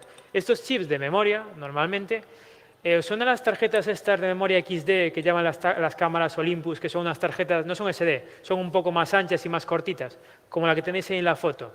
Pues resulta que normalmente las memorias NAND que llaman los dispositivos IoT son iguales en lo que a su arquitectura se refiere a una tarjeta XD. Es decir, tanto me da copiar, clonar, adquirir una tarjeta XD que tanto me da un chip de esos, porque en cuanto a arquitectura es igual. Es más complejo porque los pines son más delgados, pero en cuanto a la arquitectura es lo mismo. Entonces, ¿qué hacemos? Pues cogemos hilos de cobre y unimos lo que el datasheet nos diga. El pin 13 es el VCC, pues conectamos el pin 13 de la memoria NAND al pin lo que sea del lector de XD. Lo de la izquierda es un lector XD, lo de la derecha es este chip. Mirad el tamaño del chip. Esto es el chip que tengo aquí.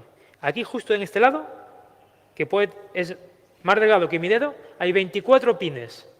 24 de un lado y 24 de otros. Imaginaros la destreza que hay que tener para conseguir soldar, como se ve ahí, un hilo de cobre al lado de otro hilo de cobre sin que eso se haga interconexión y pueda haber un cortocircuito o pueda haber una derivación. Eso se hace a mano, no es una máquina que lo suele dar. Eso hay que hacerlo a mano. Yo, lógicamente, no soy capaz de hacer la soldadura de la derecha. Para eso me ayudó Nómed, que él sí que tiene el pulso de hacer esa, con un microscopio, es capaz de hacer esas soldaduras. La de la izquierda la puedo hacer, la de la derecha ni de broma. Y si conseguimos conectar esos 17 hilos de cobre desde el chip a la tarjeta XD, pues es como si conectamos un pendrive a nuestro ordenador. ¿Por qué? En nuestro USB alimenta el chip da una serie de... La televisión se apagará en 5 minutos. El chip da una serie de información y esa información se vuelca al ordenador. Lo mismo que si cogemos una tarjeta XD y la enchufamos a un lector. Vamos a tener el mismo resultado. Podemos coger el FTK y realizamos una adquisición de ese chip de memoria. El ordenador no sabe que tiene conectado un chip. El ordenador cree que tiene conectado una tarjeta XD de 128 megas. A nivel forense es exactamente lo mismo. Y una vez que la montamos, un sistema Linux como el que os he explicado anteriormente. Veis que todo se va repitiendo, todo se va repitiendo. Son dispositivos que no tienen nada que ver entre sí, pero si reducimos a lo que es la tecnología, es básicamente siempre lo mismo. Vale. ¿Qué ocurre? Que el chip puede ser que no tenga los pines expuestos por los laterales. Entonces ahí ya no hay forma de soldar, porque no puedes conectarte de ninguna de las maneras. Aquí solo nos queda la opción del chip off. ¿Qué es chip off? Pues ya que no me puedo conectar de ninguna manera, cojo el chip y se lo saco. Y quedan las patitas por debajo que se pueden conectar. Vale. El chip off, lógicamente, es una de las técnicas más complejas que existen en cuanto a análisis forense de electrónica. El proceso, el mismo. Y dentro de todos los chips que puede tener la placa, identificamos el que nos interesa. En este caso, pues hay una serie, está el procesador, está la Wi-Fi, está la RAM, está el bootloader, lo que sea. Nos interesa el azul. A través del datasheet hemos descubierto que el azul es una memoria NAND Toshiba de 16 gigas. Genial. Eso es lo que nos interesa. La memoria NAND Toshiba de 16 gigas. El resto no nos interesa. Entonces, ¿qué hacemos? Pues ese chip, esa memoria azul, primero le echamos disolvente para quitarle el pegamento epoxi que puede tener. Normalmente los chips no están solo pegados con estaño. Los fabricantes le echan epoxi para la corrosión, para que no se estropeen, para que sean más resistentes. El problema es que el epoxi a nivel forense es un problema, porque no podemos interactuar con él. Entonces hay que echar disolvente para corroer ese epoxi. Esto es un problema porque el disolvente es muy tóxico. Entonces hay que tener cuidado con una campana de extracción, etcétera, para que evacúe los gases y no suframos, porque si respiramos estos gases podemos tener un problema. Después tenemos que proteger la placa de la temperatura. Vamos a hacer un ataque de temperatura contra la placa, de calor. Entonces, con cinta térmica, etcétera, recubrimos todo el chip menos la memoria que queremos sacar. ¿Vale? Y una vez que tenemos todo el chip recubierto, toda la placa recubierta menos el chip, simplemente con una placa térmica lo que hacemos es ir subiendo la temperatura de la placa. El estaño funde a 190 grados. Queremos que el estaño funda, pero que no se funda la placa, lógicamente, que no explote la placa. Entonces, a través de una placa térmica le metemos una curva de calor que vaya subiendo, subiendo, subiendo. Entonces la placa se va calentando, calentando, calentando. Cuando llega a 200, 210, 220 grados, ese estaño que estaba sujetando al chip contra la placa se funde. Entonces, con una ventosa o con lo que sea, ese chip se puede sacar y sale el chip.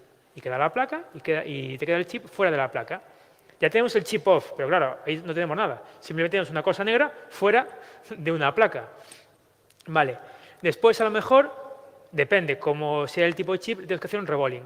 Esto básicamente es, si le quitamos por la fuerza el estaño, parte del estaño de esas bolas que hacen conexión pueden quedar del lado del chip o pueden quedar del lado de la placa. A nosotros nos interesa que queden todos del lado del chip, porque vamos a tener que conectarlo después. Normalmente en telefonía no hace falta, pero si hiciera falta, pues hay placas de reballing, pones el chip, le metes la pasta de reballing y ya vuelve a estar el chip como nuevo. ¿Y qué hacemos con ese chip que está ya fuera de la placa? Pues básicamente lo conectamos a un lector de Smart Card, prácticamente. Lo único que en vez de tener, esto no será táctil, ¿no? ¿Quién cree que es táctil esto?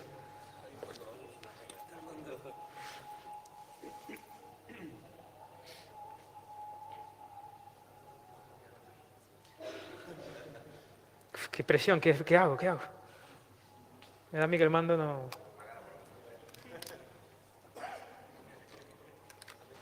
Toma, te hago responsable de que no se apague.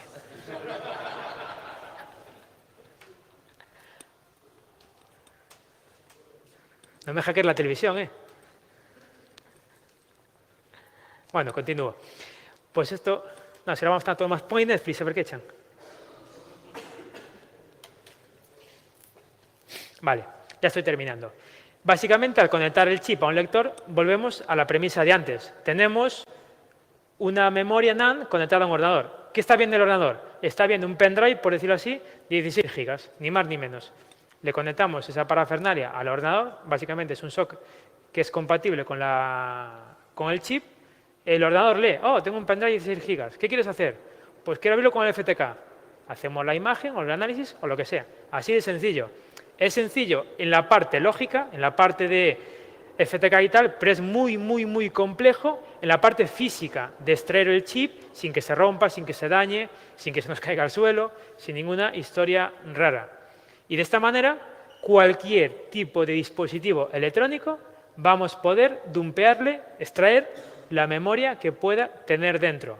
No es fácil, pero a veces es la única manera de extraer información de este tipo de dispositivos. De momento, hasta donde yo sé, estos dispositivos no vienen cifrados. Es decir, la información dentro está accesible plenamente. No es como un teléfono que a lo mejor pueda venir cifrada y hay que hacer otro tipo de estratagemas. Aquí es como si conecto un disco duro de un Linux, lo enchufo y veo todo su contenido. Ya para ir terminando, conclusiones. Aquí no se trata, o mi intención era no explicaros cómo analizar miles de dispositivos. Traeros aquí un saco lleno de dispositivos y deciros, esto se analiza así, esto se analiza así. Mi idea es tratar, dentro de ese mare magnum de todos los dispositivos que pueda haber, establecer un protocolo, dentro de las posibilidades reales que existen, de análisis forense. Es decir, cuáles son las técnicas que probablemente resulten más interesantes o más eficientes a la hora de realizar un análisis forense. Es decir, establecer un procedimiento de análisis. Lo que os comentaba al principio de que hoy en día existe un procedimiento de análisis para OIT, mi intención era tratar de no establecerlo, pero por lo menos dar unas ideas de cómo puede ser ese procedimiento de análisis. El problema de esto es que es necesario invertir dinero para realizar este tipo de adquisiciones.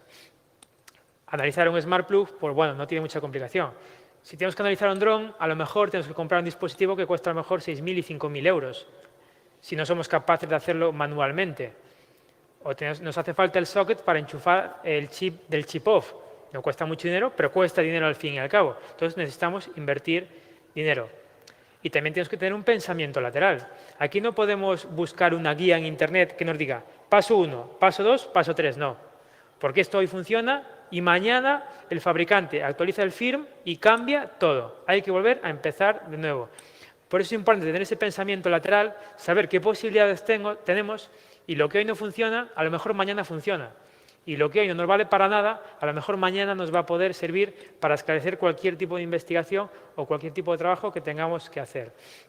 Y después, claro, que hay que tener mucha destreza, porque a veces son técnicas destructivas. Es decir, hacerle un chip-off a un dispositivo pues es bastante destructivo, porque nos puede pasar que nunca más podamos volver a conectar ese chip a la placa en la que estaba, porque puede haber daños, porque la placa se ha calentado demasiado y se ha soltado algo. Entonces son técnicas destructivas en las que solo hay una única oportunidad. Aquí todos estamos tranquilos, estamos relajados, no pasa nada. Pero en un laboratorio forense, cuando te dicen que para esclarecer esto, la única forma que tienes es esto, y solo tienes una única oportunidad, y sabes que si te confundes puedes tirar al traste un tema que lleva varios años, pues, lógicamente la presión no es la misma a la que estamos sometidos aquí ahora mismo. Por esto es importante poder controlar esa fuente de estrés a la hora de poder realizar este tipo de análisis. Ya creo que he terminado en hora, 2 horas. Así que muchísimas gracias por todo, por haber estado aquí, y ha sido un placer acompañaros durante esta mañana de sábado. Muchas gracias.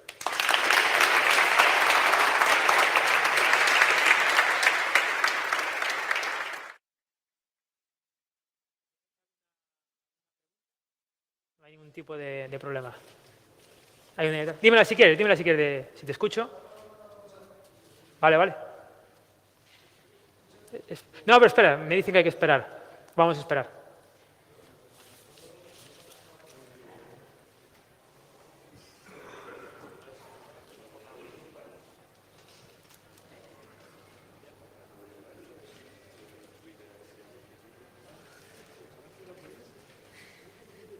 ¿Quién se ha intentado conectar a mi wifi? Si es que... Algunos de la primera fila ha sido, seguro. Hola, Dime, ¿me escuchas? sí. ¿Me escuchas? Sí, sin problema. Más que nada, más que una pregunta, es una opinión, una reflexión. Sí. Y ya me gustaría saber la tuya.